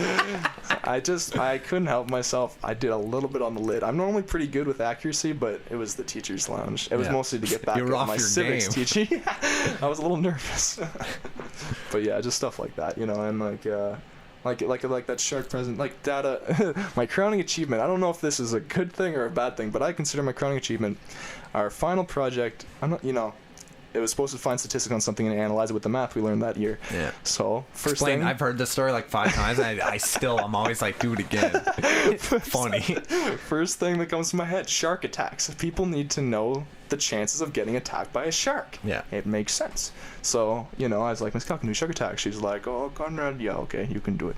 And I was like, thank you. So it took me an hour. My brother and I just recorded ourselves screaming, reversed it so that it sounded like someone getting eaten by a shark, or the shark like just coming. It was like, but it was good. So like, it was just, everyone was doing like, trying to analyze the math and being like, in this year, and it was kind of boring. The one guy had one good joke, and I'm like, okay, time to shake things up. Exactly. Right? So I had this extendable fork that my dad got me for Christmas because he knows I'm fucked up. So I had the extendable fork out, pointing it, and then like I got all the sound bites and everything, and there's like random pictures and like random facts. It was like and now for more shark facts and stuff. It's like, and then at the end of it, it was almost like a stand-up routine. I felt so good after because people were just dying of laughter. Right? Like, this is the best. And it was funny because the teacher I had was Indian, so she moved there, so an immigrant, so she didn't really get the humor. But she saw everyone loving it, like everyone was clapping at the end. But because everyone was kind of just, everyone can't really hear me. Everyone was just kind of chilling, what I mean? Because it was kind of boring. So she actually gave me the highest mark in the class, just based on that. She just saw a response from everybody. Right, that's what she was looking for. Everyone but. I did no work, no content. There was no content. Exactly. And this one girl who gets like 104% on tests. She actually did. I don't know how, but she did. She'd be like, "How did you get a higher mark than I?" I don't know. Just lucky, I guess. You know what I mean? Like, tell them about because you always tell this project the bibliography at the end. That was like because obviously the bibliography is all the sources that you had from the project. Well, the problem is I didn't look anything up for my project, so I had to make up my bibliography. Yeah.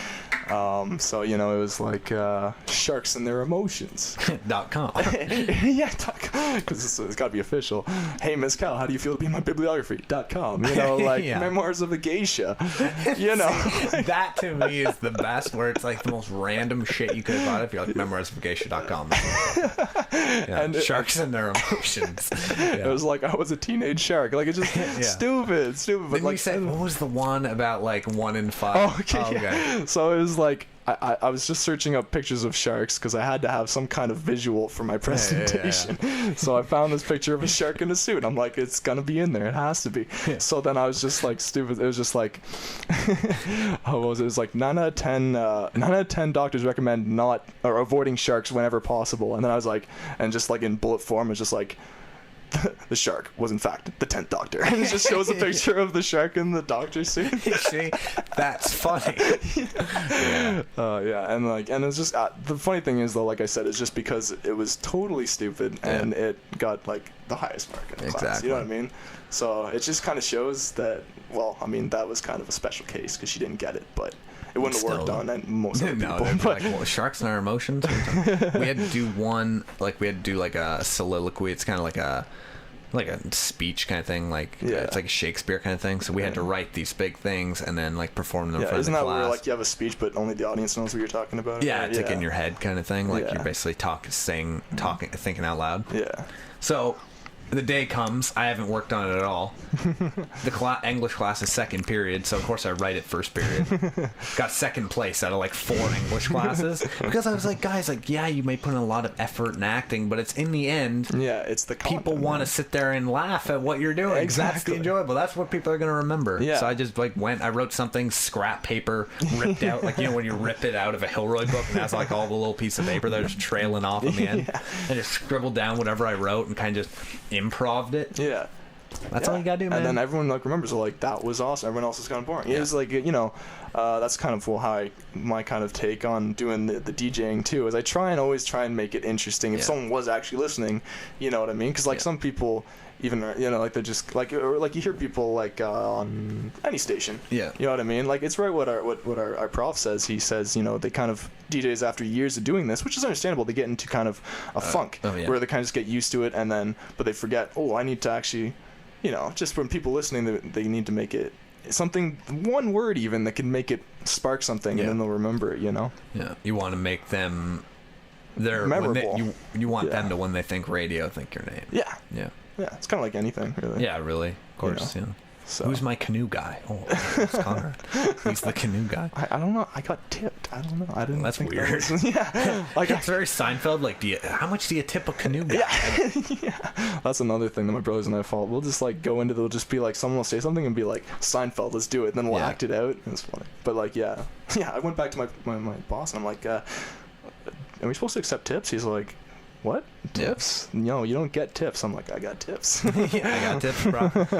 Yeah, like I got tipped at McDonald's like $5. I was like, girl, you rich. This is McDonald's. Yeah. What'd she say? I didn't say girl to her, but, you know. She was like, you're the only one who's really working. I was like, well, thank you. No, I'm not. I do want to take a break. Yeah, that's fair. I need to. Yeah, it's hot. I have all these lights on, these studio lights. But take a quick break and sitting here with Conrad, Koster. Hopefully Matt Friend's showing up. I don't know. I'm probably going to go for like an hour and a half, 2 hours at most, but whatever. What time is it? Oh, shit. 9:30. So sitting here with Conrad, Koster, you're listening to the Fingerbang Radio Show, and we'll be back in just like 15 minutes or so. 15 sounds good? Yeah. That's a nice even number. That's a good even number. All right, stick around. In 1943, two middle-class gentlemen had a dream to bring useless information and penis jokes to the masses. With the help of the new developments of the internet machine created by Al Gore, they set forth to create a program meant to entertain and offend. And so it was. Unfortunately, the sons of these fine gentlemen chose not to continue their father's legacy. Luckily, years later, the grandsons of these men discovered their grandfather's porn, and along with it, their dream of penis jokes. Now, in the 21st century, the Fingerbang Radio Show returns in marvelous Technicolor with high-quality stereo sound where available. Tune in every Friday at 7 p.m. Eastern on uStream. New episodes every Saturday. The Fingerbang Radio Show. I'm Brandon. And I'm Mitchell. And we're from the Fingerbang Radio Show. Here in the studio, we like to have a lot of laughs. But today we're here to talk to you about something serious. Stray cats in suburban neighborhoods attacking family and friends. We've prepared a couple tips to help prevent your friends and family from becoming victims. Tip number 1. If you see a cat when you're out wandering the streets at night, find a box or similar object and place it on top of the cat. Tip number 2. Find a stick or other club-like object and commence bludgeoning the box. And finally, tip number 3.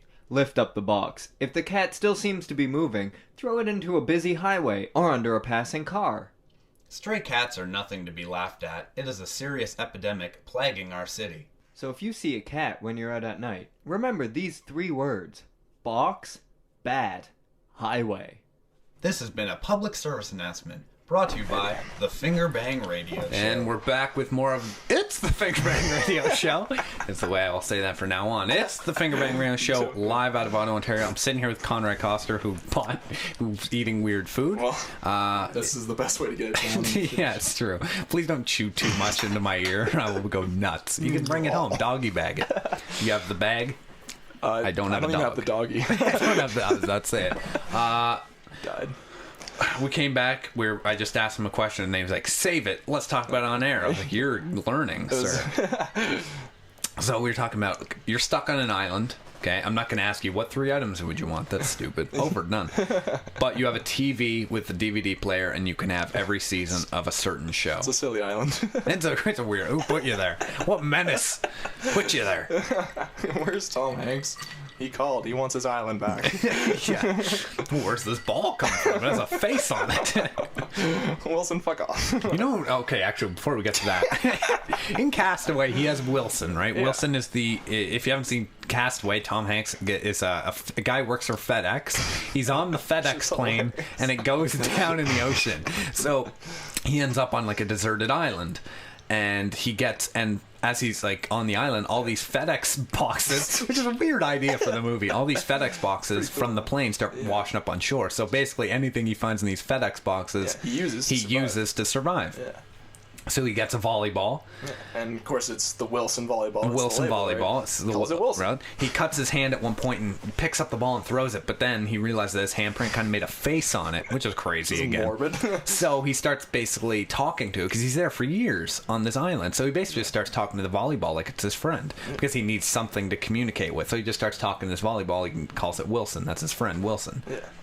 So, but at one point, the volleyball goes from like it's just white volleyball with the red handprint face to their like weeds. Do you remember that? It's got hair. It's got like hair He's stuck got in like it. Billy Talent hair on him, which is kind of ahead of its time. But I found that weird where I was like, man, at what point did Tom Hanks be like, Wilson needs hair. Let's cut holes in the top of him and put hair in it. That confused That's me. a really evil scientist kind of way of thinking about it. You know what I mean? For some reason, of all the things I could have asked or like questioned about that movie, I was like, when did he give Wilson the hair? Yeah. Nothing about the FedEx. Nothing about like why no one's come by. Just I don't get the hair. I don't get the hair, don't Wilson. I cried my eyes out when he lost That was Wilson. brutal, eh? Wilson's floating away. He's like, Wilson! Because he's been on the island for like 10 years with this fucking volleyball. He starts floating away and he's bawling his eyes out. I'm like, goddamn Tom Hanks. Tom Hanks is the best at making things that really aren't that emotional very emotional. Yeah. Anything with Woody, you know, anything like, Castaway. But no. Buzz! It's like... Hey, what do you, I can't do too much. So, okay, we'll say you're on the Castaway Island. Tom Hanks ain't even there, and you have no FedEx. He got rescued by, what was his wife? I don't know. I can't remember. I don't remember. Not FedEx. He was married to his work. He's married to his work.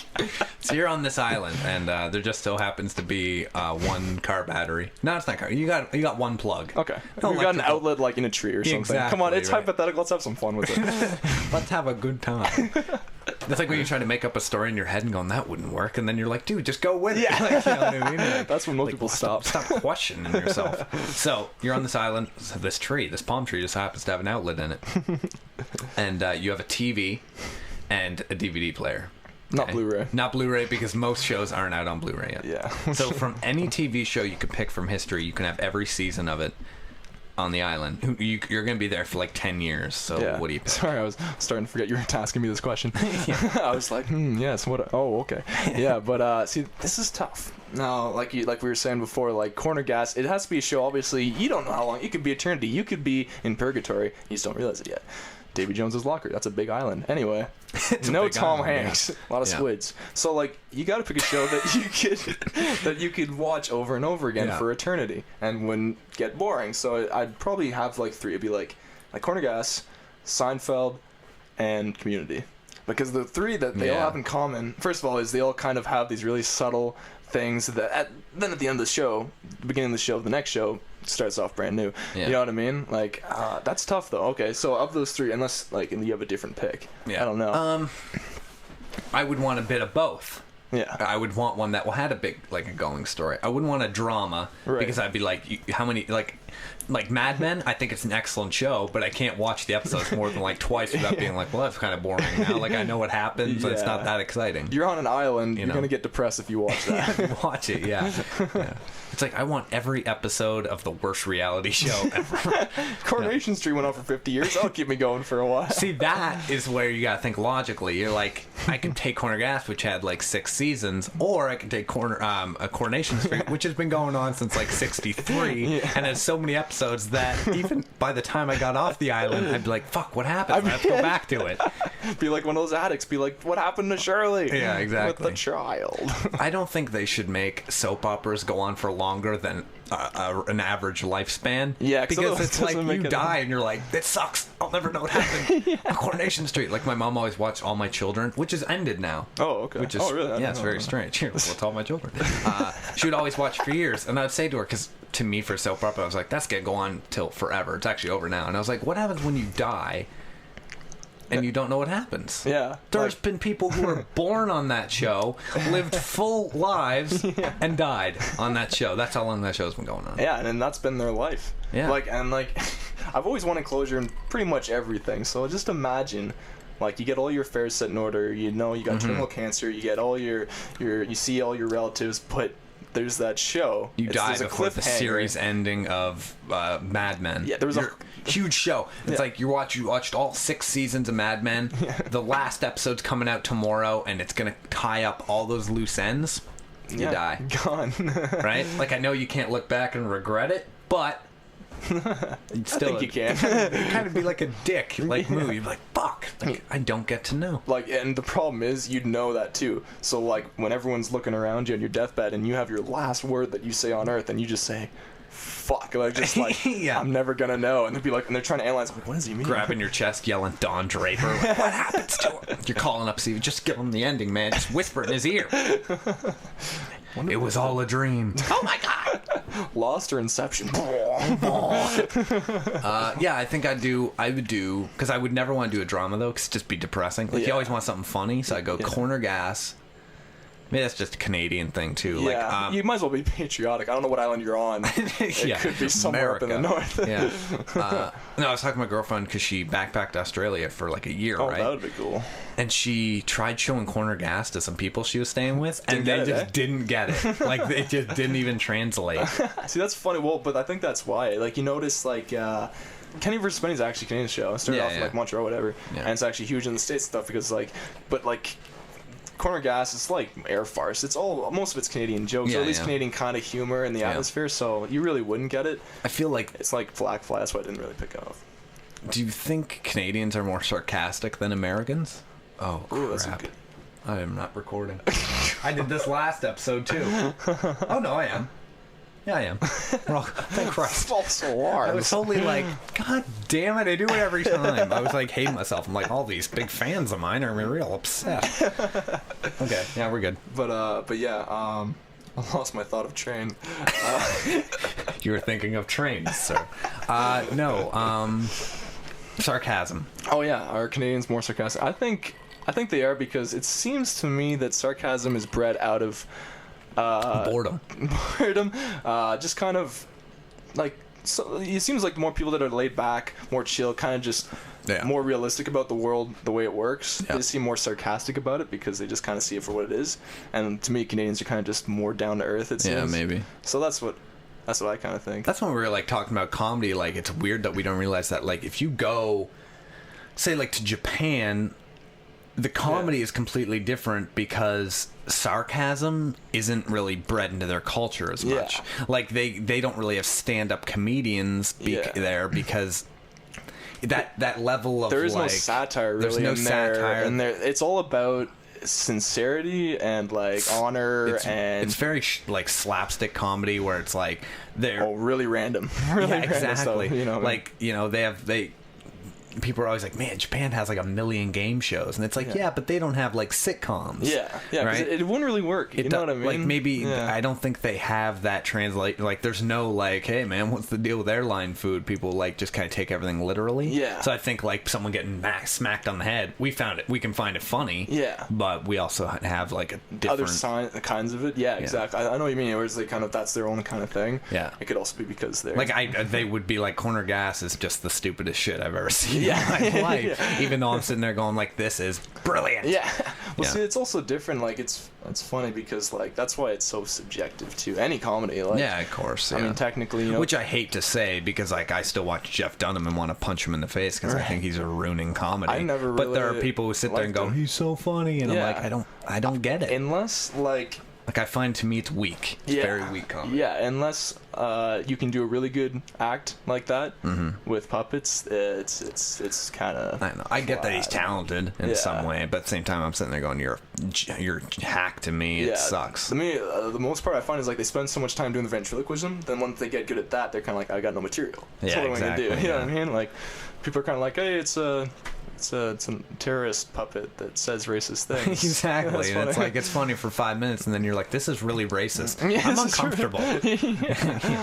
A lot of things don't make me uncomfortable. It's like, are people realizing that he's just up there on stage making 9/11 jokes like over and over again? I mean, it's ingenious in the way that he gets away with it, but yeah, other than that, it's like, yeah, I don't know. No, I'm with you on that. I don't get that. It's kind of like, it's funny, like, 2.5 Men to me, it's like the worst. The jokes, like, it's just kind of like throwaway stuff. Mm-hmm. You know what I mean? Like, they show, like, it's hard, like, it's like explaining to someone the way, like, I'll watch Community, and then the next day I'll be like, yo, and I'll just do the jokes with somebody, you know, like, I'll pretend I'll do a Troy line, you know, I'll do an Abed thing, you know, but 2.5 Men, nobody's walking up to each other just saying 2.5 Men lines, exactly. you know? And to like, me, a good show or a good song has to be memorable. It has to have something last. Like, 2.5 Men, and the way I've always kind of looked at things is like, I was never really good at trying, because I see bullshit, you know, so I was never really good at being able to bullshit things. Something that I know a lot about, I feel I can talk about.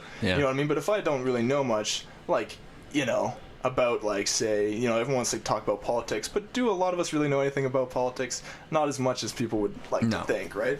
So, like, but, you know, with comedy, it's hard to say to people, just be like, why do you like 2.5 Men? This is stupid. That joke, the timing was totally out. Like, it's hard to, like, you know what I mean, to say that. And, like, with Community, you're right. Like, this is subtle things. Like, just, like, well, Dean will just go out of his way to, like, touch Jeff's chest and then walk away. Like, I don't know, that kills me. But, you know. I like quotable. Yeah. I do. Quotable, I like quotable, and I like lasting. I like lasting fresh, jokes. Something that you can go, that's new. Yeah. And it's well done. Yeah. Like, Community, I think, is best for it. Like, Troy, to me, is probably one of the greatest characters Donald ever Glover written. is, like, master of his craft. Master of everything he does. Yeah, I feel if he just started wanting to be, he's like, man, I just want to, like, play basketball now. Like, I just want to start playing hockey. He'd be really good at it because he can do everything else. Yeah. He can rap, and he's incredibly good at it. Amazing writer, amazing skit writer, amazing performer, amazing improv, amazing stand-up. It's... You know, he's honestly, like, it's funny because a lot of people... He's like the triple threat, right? He is, like, yeah. you know, he's my idol. Like, he was on Jean Gameshi, and, like, he was kind of saying, he's just like, I have this thing where, like, I get bored, and I have to keep moving forward if I don't. And, like, he's like, I'm on Community, and it's so much fun, but I still feel like I have to keep doing more. I start... You know, other repetition, I can't do repetition, so then he starts doing the Childish Gambino thing, which is also, like, I'm not... Amazing, yeah. You know what I mean? Like, a lot of other stuff in that genre I'm not big on, but I'm like... You know, I mean, it might also be something, too, that I think the problem is with comedians, in my opinion, are the favorite types of entertainers, but because they're goofy all the time, a lot of people just don't take them seriously. Yeah. Right? So then I think a lot of comedians try and go into, say, like, music like Steve Martin so that they can get a little more respect. It's kind of brutal how that happens, but it happens, you know what I mean? I think wasn't Chevy Chase the drummer for the Beach Boys? I think he was. I don't know. I could see him being the drummer for the Beach Boys. At school we have Bruce Willis's The Return of Bruno album, where it's like him singing songs like Respect Yourself and shit. And I'm just like, what the fuck was he thinking? Like, maybe he's probably... I've heard him, he's pretty good, but I was like, come on, Bruce Willis, like, you're supposed to be, like, fucking Die Hard and shit, you know? Like, and you basically... It's you on the cover of, like, wearing skinny jeans and shit, and it's like, Bruce Willis, get your shit together. Yeah. Donald Glover, though, I think is really going to be the next... Like, I have a feeling in, like, 30 years we're going to be watching him at the Oscars winning for, like, big, serious movies. I could see him, like... Like, to me, he's Will Smith. Yeah, he's our generation's... He's our generation's Will Smith. Like, to me, Will Smith is one of the most talented. Like, you watch Fresh Prince now, I'm dying. Yeah, I know. I'm just dying laughing the whole time, going, like, every joke gets it. Like, he's right on. Oh, well, like, the thing is, like, with Fresh Prince, it's like, the other people are good, but it's like Will Smith. You know, like, he just, like, he'll scream. And nobody's watching the show for Uncle Phil. Like, he's good in it, but... You know what I mean? Like, one time he'll just scream, and of course, a black guy screaming is all gold already. But, like, and he'll just... But he's great. Yeah, one time, like, he just runs down the stairs, and then his brother-in-law's just like, hey, Smith, and then he's just like... like that, and just walks away. Like, At one point, he's like, we don't have that much money, we can't even afford a roof, and they pan the camera up towards all, like, the stage lights and everything. Or, like, one point, Carlton, like, he just freaks out and he starts running, and they just run with him with the camera through the like, sets? the sets and up through the audience and stuff. Oh, that's so good. I love. Do they still film sitcoms like in front of a live audience? I think some do. Yeah. Like Where? I think the ones that actually I find the ones not that like Big Bang Theory is. Yeah. 2 and a Half Men are. How I Met Your Mother. Yeah, you can kind of tell, right? You can kind of tell like when they have the set. Yeah. It's a little easy to see because like Community, they'll do some like extravagant kind of thing with like the paintball. You know, that's not, you can't film that in front. Plus they're walking through hallways. Yeah, that's true. But like I think like How I Met Your Mother kind of thing. They go into the house and then they have, you can kind of hear. Yeah. I mean, at least it's not a laugh track. You watch some like the old Community. That's one thing that's great. Yeah, I like the shows that don't have in some ways because any laughing at all. Because if it's funny enough a show, you shouldn't have to have any laughter. Yeah, I think the lack of laugh track really, like, if it's not a good show. Yeah. Do you know that? Okay, my theory is it seems like the laugh track almost is for a lot of people that don't really get the humor. It'd be like, oh, this is supposed to be funny, I'm supposed to laugh at this. Maybe, you know what I mean? yeah. Well, because I know some people that like they'll watch 2 and a Half Men and they'll be like laughing, and then they'll laugh with it almost subconsciously, but then they'll watch Community and then because all this stuff's going on because there's no laughter, they're not sure when to I don't know, maybe it's kind of a weird conspiracy, I think. I don't know, man. I just watch Community just for like Troy's like one-liners, just where he's like, it's really hard like this, or holding in a fart right now. Like, what's he say? He's like, it's really hard like, what's he say? Fuck. He's just like, he's like, the table, all the table does is holds up our books, and Troy's just like, yeah. Well, like, there's a drinking, we drank to Community one time and we got fucked right away because it's just like anytime Troy says something funny and no one realizes it, then you drink. So it happens like every few seconds, and like every time, you know, Pierce is racist, you drink. Every time Jeff has a Jeff speech, it's fun. But like, I don't know. I think for me too is like I gotta really enjoy the characters and love them. That's so you want to watch it again, right? Yeah. So like for some shows, if like these people, I don't like these people. Like why I am watch gonna watch Big Bang them Theory, I'm like, I think every character in here is an idiot, so I don't want to watch the show. Yeah, everyone's you know? always like, oh, I love Sheldon. It's like, no, you wouldn't. That's exactly No, it. And you I've said wouldn't that like a million Sheldon. times. People are like, Sheldon's like awesome. I wish he was real. I'm like, Sheldon's a prick. Yeah, he's actually like the biggest douche. He's like an asshole with Asperger's. Yeah, who fucking OCD, everything. every DD. Yeah. Plus, he's just an asshole. It's like, no, you wouldn't love him. And I always refer, it's the girls who wear shirts that say, like, I love nerds. Yeah. And it's like, no, you don't. Yeah. Because I know some nerds, and you trust me, you won't like them. You know, like, they're not. It's like. It's kind of weird how like that, especially it was like I think like grade 11 when Big Bang Theory for me started like kicking off at schools and stuff, and like everybody, it was like a monopoly, everyone just like loved Big Bang Theory. Yeah. And it's kind of funny, me and my brother had this conversation too again where we're like, we almost don't mean to, but we kind of hipster ourselves things like, even if you're just with friends that you all agree on something, or like you just get along, and then for some reason they all start to be like, hey, yeah, I like something this way, and then subconsciously I have to think the opposite, even if I do, like, you know what I mean? It's weird. I have to, like, maybe it's like and it has to be really good for me to agree, where, cause, like, really, do you meet that many people who are like, Community sucks? No. Not one person I've ever seen met a single has said person. that, right? So... Yeah, maybe, but at the same time, it's like Community's that good that there'll never be a time where I'm like, Community sucks. Yeah, you know, it might not be that great this coming season. Yeah, Dan Harmon's in there, right? Yeah, but that's we can only hope. I think just but at the same time, it's like he was good, but there are people who are talented writers who can pull off that's what the they thing. did. It's like they have like 8 writers, like Seinfeld too. They'd have writers exactly right. It's like when people like, do you really think Conan's going up and writing his whole fucking his like what's it called his monologue? Yeah. No, Conan probably writes 2 lines of that, and he probably doesn't write it, but they write them for him, and he just picks out the ones he likes. Exactly. Like I'll say that. I saw like a bunch of people on James Lipton, you know, like Inside That Studio. Tim Allen's does the same thing. A whole bunch of these that they just get writers. They don't do any of their stuff anymore. Once you're that famous, you don't have to do anything. You just be like, nah, I like this, I like that, and then let's, you know what I mean? Like, yeah. So, I mean, if the writers are the same, and obviously the characters or the actors know the characters by now, so it's kind of a winning combo. It'll be good. You know, I look forward to it. Yeah. But it's with all the like saving Greendale and stuff. It's such a masterful idea though. It is. And like, I mean, it's funny because like my brother really likes it, but I feel like I can relate to it that much more because Greendale in a lot of ways is like Algonquin Community College. Yeah. Like all this, like the classes you can't believe they have, like basket weaving. I looked at our gen eds, okay, and picking them, they're puns. Like you can't, like universities, they're all like really, it's like, you know, the history between 1945 and 1946 and like, you know, communist Russia or something. You know what I mean? So like really specific things that no one wants to know. The good times and the bad. Yeah, like their puns are like digging for ancestral roots. Like you're like, I don't think I can take a course like that. But you know what I mean? The best community, she's like, for a credit, I'm going to do a sleep study. She's like, all I have to do is wake up every 2 hours and go. You know, he's like, she said, you're allowed to bring one stuffed animal. I'm bringing Ruthie, but using her pouch to sneak in Nathan.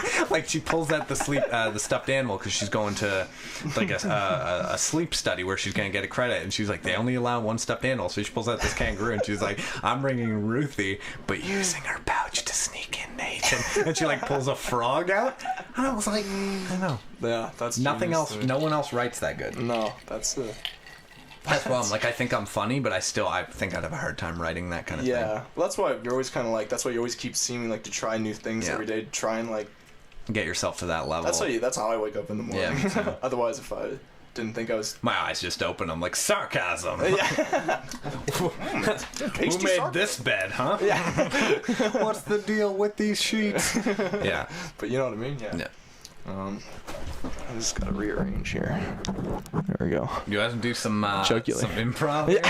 We have time. Last time on Podsploitation 3, Pissed on a Novel Pushed by Sapphire, Conrad joined us in the studio for our 10-hour marathon show, which, if you want to hear it, you can find on YouTube on our channel, Fingerbang Radio. Also, just throw it out there in case Matt shows up. Doesn't show up. Weird with Cats is on Facebook, so if you want to give them a like, really appreciate it. If you want to throw Cake Talk Productions a like, as well as join our Facebook group at the Fingerbang Radio Show. Website should be up soon. Lots of different plans. Shameless Dungeons, all these shameless promotions. Give me money. Dungeons and Dragons podcast on the way. Dry Spells with Dungeon Master Ian Mitchell. Myself, Brandon Doucette, and Conrad Koster is going to be joining us as well to play some amateur D&D here. I can't say I'm a pro. Yeah, right here in the studio, and kind of watch live and record the whole thing. I think what we're going to do is turn the camera facing right at the table. Yeah, good idea. So you can kind of watch and that'd be kind of cool. That's a good visual, actually. They can, instead of just watching like one of us, like, you know, they could actually check out. Yeah, they could actually watch the pieces. Yeah, so we're going to be doing that. So that's going to be good. That's coming probably around the 31st. If it works out, but around the 31st, be about that weekend or there'll something. be a big announcement and everything about it. We gotta get the artwork and stuff done for it too. I'm thinking just a picture of Ian with dead face, just his face, holding a giant 12-sided die in his mouth, just with this crazy look on his face. I can picture it. It's kind of sexy. We're all like floating around the edges. In the background. But Dungeon Master Ian will be bringing us through our first D&D game on Dry Spells. I don't know. He hasn't done any spoilers yet of what the story's going to be like. No, I have no idea. Also, we did find some.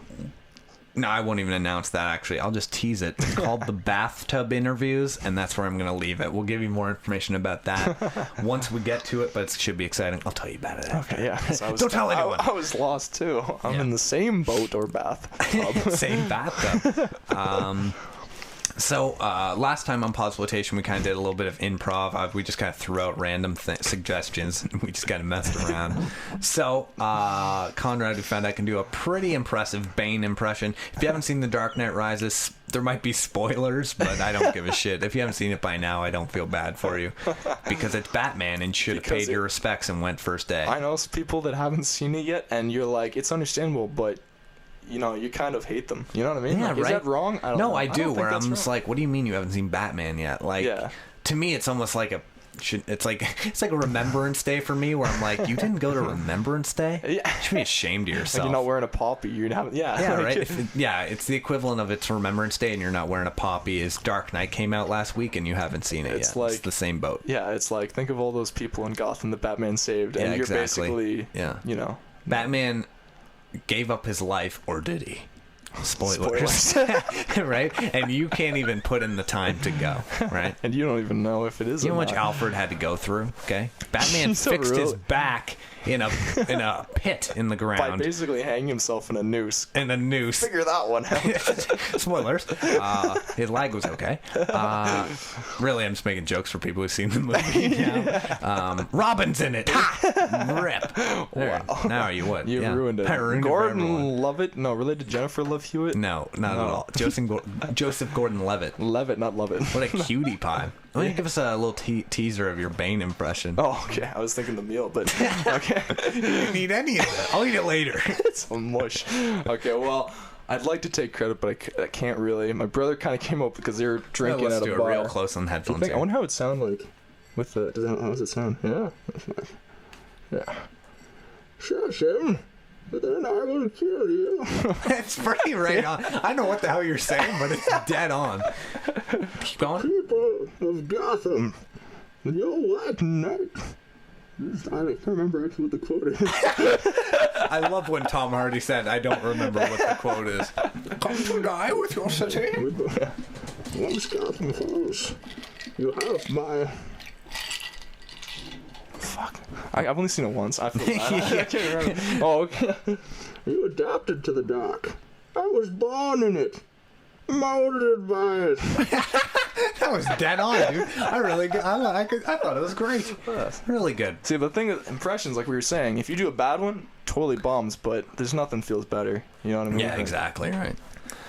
I'm working on, there's one other podcast list too. He does a dead on Adam West, but all his Adam Wests are just him asking Robin to like suck his dick and stuff. Where he's just like, Robin, grab my dick and stroke the shaft. Like that. Cradle the ball slowly. Ever so slowly. Like that's all he does. Yeah. No, that's a great Bane. I've also got a... no, Rex Murphy. If you know CBC, everyone's Rex Murphy. Dan McIntosh reporting for CTV News. Have a Merry Christmas and a Happy New Year. That's silly. That was good. That was impressive. Oh. I don't get any sleep. No? I spend all night working on those impressions. No. Oh, okay. So, would you want to do a scene? Me talking to Bane or something? Like, what do you want to do? Okay. So, Bane's in a quarter store. Okay. He's getting smokes, which is probably a bad idea because he must have some kind of All asthma. right, now I'm trying to convince him. I'm like, dude, you really be You're buying one of those those? douches that's like, you probably shouldn't. Yeah, you're like the guy in the hospital who goes out to the smoke place, but you're carrying your machine with you. Yeah, You're that IV. guy. It was funny because I walked around a whole day with this giant blue T-shirt because it was laundry day, and I was always like, I feel like I just came out of the asylum. I should have an IV with me. But Yeah, you know, they use those see, in the asylum. I did that when I walk into Milano's. What's wrong with me? I have to do that. I'm like, I'm from the asylum. They're like, here's this. I don't care. Just buy my pizza. But like, yeah, okay, let's do it. Okay. Look at all these choices. I want to go for a good smoke right now.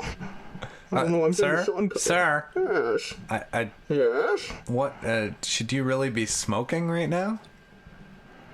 The problem with your people is that you are doomed to suffer your entire lives. Sir, I've seen the truth. Sir, I'm just trying to understand why you're smoking when it seems you have very bad sleep apnea. Enough. This is merely to concentrate my power. You would not want me to take this mask off. Why? I can't brush my teeth. That's kind of gross. Angry. How do you smoke through the mask? The tube. I'm Robin, by the way. Robin, my nemesis is... What are you? Boyfriend. I prefer Boy Wonder. Oh, right. Yes. Yes. Well, why are you working at a corner? Shouldn't you be out saving Gotham? We already saved it. I don't know how you're still out and about. You never saw me die, did you? I could still be around, buying smokes and whatnot. It's was really good. Like, it's a good impression. Smokes and whatnot. You have a bit of Sean Connery and not too much, a dash of Scottish. And you have to talk with a lot of exuberance. Yes, I've been there. A long time ago. When I was merely a boy. That's one of the brilliance of that character is like he's this big hulking guy who beat the shit out of you, but then he's like posh British man. Yeah. I'd like to play polo. Yeah. And sure, that is the antithesis of what I come here to do. For I am a man, and as a man, I am privy to the same rights as you. The end here then you just have to drag. That's the line of the character. And you. Yeah, just brilliant. Drag it out. I'm impressed. Well, that was fun. You never bought your smokes. Fuck. I forgot that. And I throw out the receipt. I do this every time. You never go in there to think, I know, I'm going to return it. Fuck. Oh, God. I like Bane. It's fun. It's good. Like, good actor, too. Mm. Oh, yeah. Yeah, she was quite. It was good. It was a good. I have a bit of a penchant for that, man. It was a good flick. Is he really British? What's Tom Hardy talk like in real life? Actually, he's British. Is he? Yeah, I saw an interview with him. Oh, okay. With this. That's not hard. Yeah. Just talk through a mask. Yeah, I like to combine Davy Jones with Sean Connery and Bane. Yeah. Marcus, there's a slippery snake sleeping around in my sneakers, Marcus. 99 souls. That's just amazing. Oh, God damn it. I feel weak. Yeah. You ever had that? You ever like laughed so like yes, I can remember we laughed so hard one time. You feel high. You get high. You do, yeah. Where you're and that's just, what it's so good. Oh my God. There's one guy like I was in high school. Friend, his name was Gurkrat. Giant beard, huge turban, and he's outside on the ground pretending to be who's the guy, the crocodile hunter guy? Steve Irwin. Steve Irwin. He's pretending to be Steve Irwin, smelling like alligator poop, and he's on the ground going like, "That's a good poop right there." But like, just him as a person and saying. It was one of those things where it's like, I've never laughed that hard before. Where I was like, please stop. Like, you have to end this now. If it's good, you want to keep doing it, but like, you're right. You're at a point you're like, I can't take it anymore. I can't keep laughing. Like, I was watching this video, like, you ever seen YouTube poop? Sort of people just take weird clips of stuff and edit it together all crazy. Yeah. And it's always the weirdest shit. And they took like a Billy Mays commercial and they just like cut together to make them say funny stuff. Right. My mom was like, you need to leave the room because I'm sitting there and I'm just like, I'm crying as if like she died, just like bawling my eyes out. I can't breathe. I'm like, where's my inhaler? Because I've gone too far. Yeah. Right? You get to the point where like you reach like you can't eat nothing's coming out. No sound. You're just like shaking and you're crying and that's the best. That is, man. And then afterward, you're just like, what happened? You feel like you had an exercise. Yeah. Like you're all sweaty. You're like, oh, wait, an exorcism. You feel like something just got ripped from your body. Yeah. No, I'm. That's the best. I wish I could laugh like that every day. Yeah. People need to be funnier. Be funnier. I know. For fuck's sake. You're disappointing. This is ridiculous. Ridiculous. Of course, sometimes. That makes me laugh sometimes too. Like you gotta see that though, the Billy Mays. Yeah. Oh my God, it's just like he's like, Hercules hook is the best way to hang your family, and like it just cuts to him hitting like the hood of a car with a hammer. It's like bonk, like it's beyond, man. Burnt on cheese, like that's all it's saying. Like it's amazing. My brother's like he'll just send me. It'll be like YouTube haiku, where it's just they put these weird videos together. Yeah. Yeah, it's wonderful. It's something like that. Like this guy's actually really good at lip reading. He does it for like Mitt Romney and all the GOP candidates. But like I don't know what it's like. The first one was really funny because it actually looks like he's saying it, but because he's just saying what it looks like they're saying, it's just random stuff, gibberish. Yeah. But it's so funny hearing them say it, and then like the best ones also are the ones that actually kind of make sense. You know what I mean? But no, it's so funny. And then I got to the point where you couldn't do it anymore. I was shaking.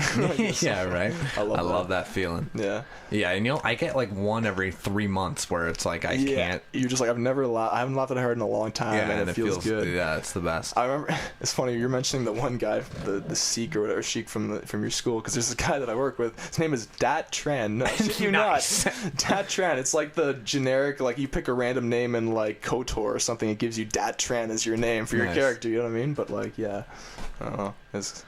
There really wasn't much of a punchline. I just thought that's a really funny name. Great name. Gurkha was the bomb. He was like, hey man, can I borrow your copy of like Watchmen, like the comic book? I was like, yeah. And then he's like, I work at the theater. You want to go to the private showing a week before it comes out? I'm like, I love you, man. It's like 5 a.m. Me and him are walking home, like all tired, like. It's those kind of weird connection. Like I said, I had that on the Papa shirt, which is silly, and it was really small too. So like we're walking to Jazz Fest, and this Asian guy's just like, who the Papa? And I'm like, I'm the Papa. He's like, who the Papa? And we start yelling back and forth. Nice. Everyone else in the line is like, no, like, why is this happening? Yeah. And me and him were just like, oh, frenzies. Like, it was cool. We could have had Slug Wars after. Like, yeah, you could. Probably cut it in a minute. Yeah. Some dead air. Yeah, I'm it's exhausting. Yeah, I am, man. Too. My lips, my cheeks hurt. Yeah. I gotta watch like a dramatic film. Gotta watch like Notebook or something. Yeah, I'd be like, finally, my lips are down. See, that's something, like, I'll say that. I'll be like, I'll take some of my sister's PMS chocolates and then I'll, watch Titanic and bawl my eyes out. And a lot of people be like, what? Why would you do that? Yeah. I'm like, it's a joke. Like, but it's like, no one does that. Yeah, but it's like, I'll go more. I'll be like, so I was taking a bath with my dad the other day, and people will be like, ew. And I'm like, obviously I'm not taking a bath with my dad right now. Like, what are you, retarded? Like, obviously no. Yeah. It's a joke. Yeah. It's meant to shock. Like, when I'm like, oh, my grandma, she's like bones now. And I'll say it really serious. I'm like, I'm at a bus stop, and people are just like, oh my God. He talked about his grandma like she was bones. I'm just like dying laughing and shit. I know, like people, like they'll be like, you said that so serious, like straight face. Yeah. I was like, 'cause it's I true. am serious about the bones. You want to see that? You want to see? I got the bones. eBay. eBay. Like, what was I went online. There's a store where you can buy skeletons. Yeah? Real skeletons. What? It's like a store. Like celebrity bones or just like. No. I'll take a Meryl Streep famous, and I said famous. And I was agreeing with. I was like, yeah. Oh yeah, famous. Meryl Streep isn't dead.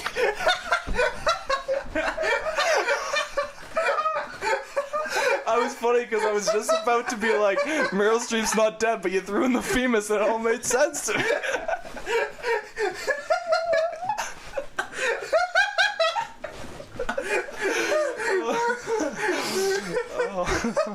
Nothing about what I said made sense. I was like trying to think of dead celebrities. I'm like, I got nothing. Meryl Streep's old. Famous. The famous. It's a mix of the femur and the humorous. I don't know. It's the humorous. Oh my Christ. Oh. You're like, first instinct wasn't like, it's for science. You're like, it's like the celebrities. Like, I own fucking. Oh. Look, I got Michael Jackson's bones in my fucking closet, which would be sick. No, but like you can just buy them for like scientific purposes, Right. which is awesome. That's pretty cool. I guess if you can actually do lobotomies, I think they're like $2,000, and really? you can just buy. They're like cleaned up, like it's just skeleton, right? Like just. And I guess you can just do whatever you want with them. I guess. I don't know what you do with them. You're like Braxton. I use them to practice all those hip handshakes kids make up. It's just, yo, dog. Some guy goes for like a fist bump, you just pull out a skeleton. Breaks a finger off. I was thinking about like I don't know. I know nothing about how the body works. Say you got Meryl Streep's bones, right? What keeps like your one bone attached to the other bone? Is the only thing keeping them together the fact that they're in my skin, or is there like a I think there's tendons and stuff attached to it. Yeah, otherwise, I think that's what happens when you dislocate. I think that's why you're like... You rip a tendon or something? Yeah, I think okay, so if I die and I decompose, do all those tendons go away? Yeah, they die, because it's flesh. Right on. So I think, like, I got his finger. If you're able to die... Actually, I'm trying to think then, if you were, like, you know, like fossil. Right? Yeah. So if Meryl Streep was a fossil, if she was, like, in the Deadlands or something... If she is, in my opinion. Well, yeah. So, like, she'd probably, like, decompose, but her skin would probably still be there, because it'd be, like... So, I don't know. She'd probably just be flabby. Like, it would just... it would be like Meryl Streep, probably, actually. I think she's... We can talk about the Streep that way again. Oh, God damn it. She's an award-winning actress. She doesn't deserve this. Kramer versus Kramer. Oh, my God. After I said famous, I was like, I'm done. Christ. Almighty. That was good. That was good. See, I was waiting for a good one. I was almost like, we need one more. We need one more, right? Oh, that'd be awesome, though. Like, just go online and be like, yeah. I'll take a set. Set, I guess. I'll take like... I was You gonna say the match? Jonas Brothers, but yeah. You can mix and match. Be like, I want that. I like the look of that femur as opposed to the other one. Like in The Sims where you switch heads, but you're like, I want like a Brad Pitt nose bone. Yeah. I don't even know if it's a nose bone. Yeah, you got a bit of a nose bone, but most of mine's just too much cartilage. It just kept growing. Like, apparently your nose and ears keep growing. I'm like, I'm fucked. Is that what that is? Do your ears keep growing? Yeah, your nose and ears. That's why people... Old guys... Yeah, right. Oh, that's what it is. I'm always watching movies going like, why is it that my ears are nowhere close to the size of those ears? Yeah, you're like, why do old people look so fucked up? Yeah. Like, it's like, shit. It's like, you think they'd be able to, like, hear better. Why are you always yelling? They have bigger ears. Yeah. You think babies would be like, what? Yeah. You know, you have to get little implants for the babies and shit. Yeah, like Benjamin Button, I guess. But I said, if I was going to write a movie, it was like a comedy, the main character, I would make his life, like, really, like boring, like depressing. Yeah. He'd work fitting old people for hearing aids. Like, that'd be the perfect job for a main character. Just totally lose it one day. All right, Mr. Johnson, tell me, what can you hear? He's like, what? Okay, not enough. Like, you know, like that kind of thing. That'd be a great job. Yeah, I hear THX. Oh shit! What? The hearing aid fell in the ear. What do you mean? I don't know. I don't know. There's some kind of crevice. It must have been a crevice. Oh, Christ. We'll work on the script. We're not there work yet. in progress.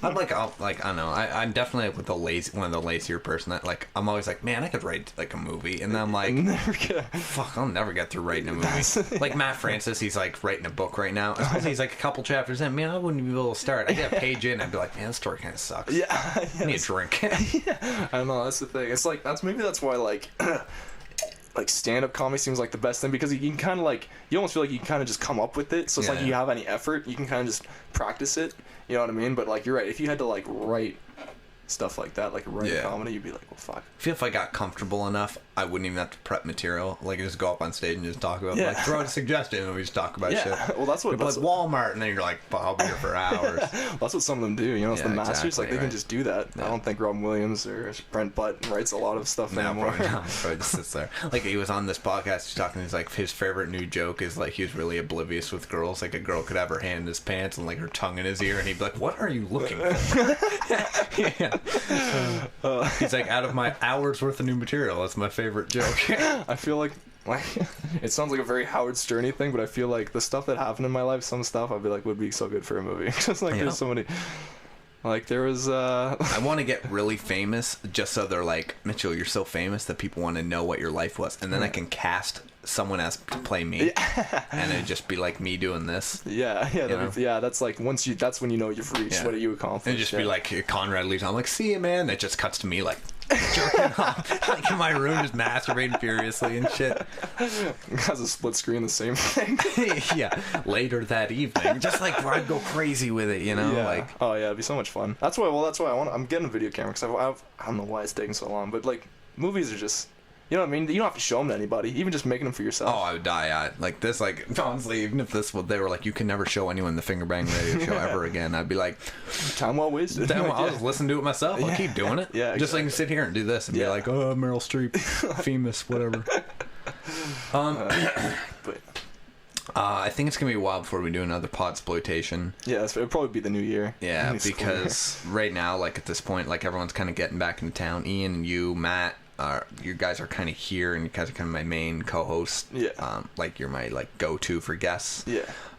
Brandon should be back soon, so it'll be him and I like week to week. Yeah, but So there'll be it like won't those specialty things like the D&D or like those... D&D. That's just gonna be another show we do probably like every week or so. Yeah. You know. I'm not sure. Like, it's hard to say if you could come up with a whole improv show. I don't know if you'd be able to fill it out. It depends. I mean, the Gromcom goes on for like an hour, doesn't it? Like, yeah. Well, it's when we do Gromcom. Now, if you haven't heard Podsploitation, if you're like new to it, every Podsploitation, or really every time we have like you, Ian, Brandon, and I, we do this skit called Gromcom. So it's a gay romantic comedy, and we play these characters where like Brandon and I are in a relationship, and Conrad and Ian are in a relationship. It started pretty serious. Brandon and I we just acted out a scene of him and I on a first date, and kind of just acted out like the way it would have went. And we started incorporating more characters into it, and it got to the point where I was like, we brought Conrad on. I'm like, oh fuck it, screw the story. And Conrad plays the character of someone who owns a modular furniture store. Modular, he's Swedish, and he just says things that are so ridiculously out there, and that the story doesn't really have a shape anymore because you can't keep up with it. So now it's basically we're doing Gromcom, and then he just says something crazy, and then it's really like 50% us trying to do the story. It's kind of more like for our entertainment. Near the end of the show, we get so tired we're like, we need to entertain ourselves more than like exactly. Probably for the listeners. I'm tired of talking to people. I'm just gonna absolutely. Yeah. So I don't know when we'll have another Podsploitation. I'm not in the mood anytime soon. I just did 2 in a row not that long ago, and plus, like they're draining. Plus, I know it's draining for you guys. You have to edit it. Yeah, it's like I know it's draining for you guys, but I gotta listen through 10 hours worth of drunk idiots talking, and try to edit it all together. Not to mention like doing this, like when I'm trying to run all this and make sure everyone's mics are good, make sure everyone's up on the mics. Yeah, and we go back to it. We remember all the stuff that really set again, but like you have to listen to all this stuff where there's just random stuff with nothing. Where it's just people talking, and it's like, fuck, they got nothing. Yeah. So like, I mean, every episode's like that, right? There's a good. I think that's the whole point of podcasts, really. Yeah, of course, right. I mean, people go into the podcast for that reason. Yeah, so they expect that there are going to be parts that aren't the most exciting, but then there's going to be gold, like Meryl Streep's famous stuff that you just can't get anywhere else. You're like, you can't write this thing.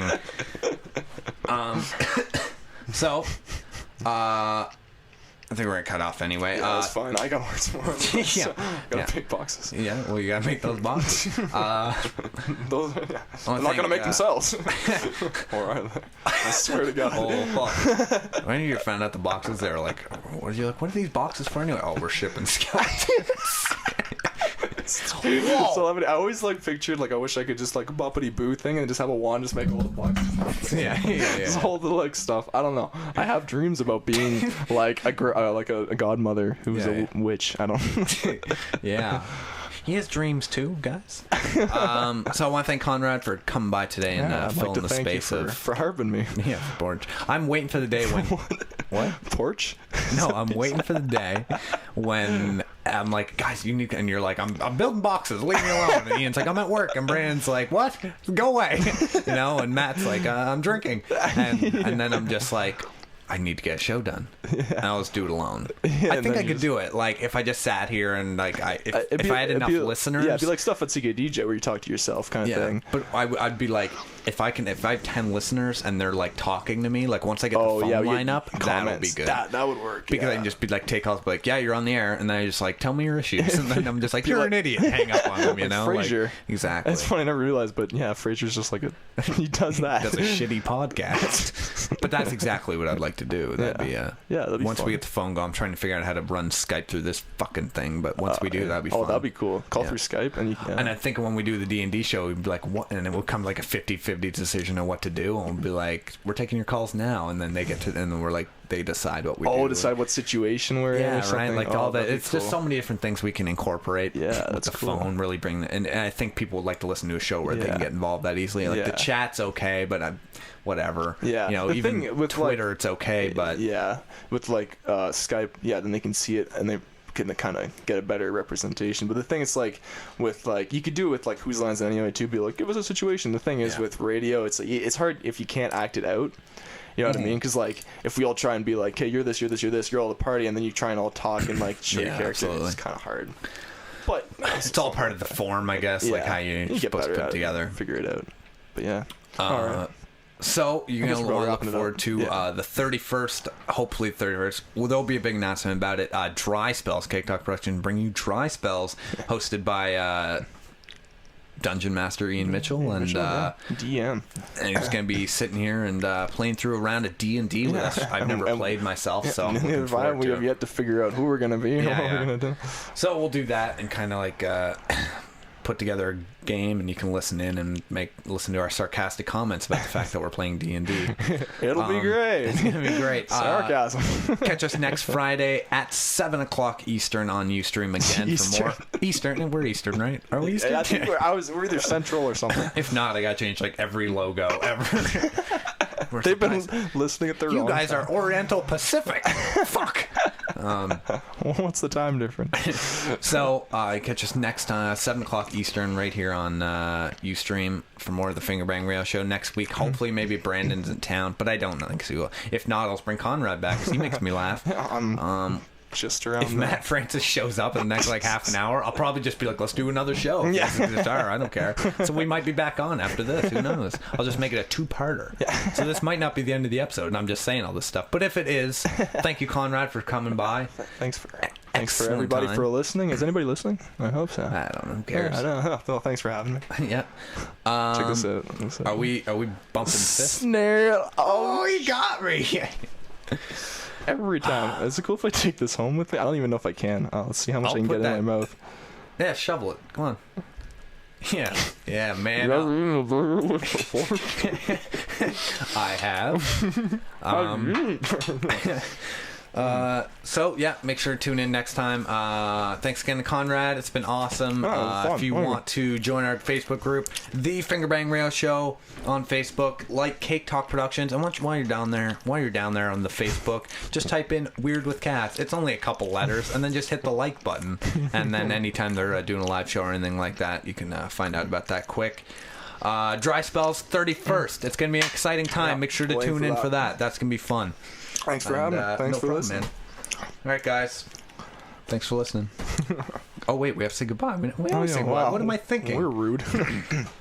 You ready? You know how to do it. Okay, yeah. You got your tone on. You go low. Okay. I'll take you take falsetto? Okay. I will. Okay. Okay. That's actually kind of... You have to actually say goodbye. Not just go, That doesn't help us. What does he say? You have to go goodbye.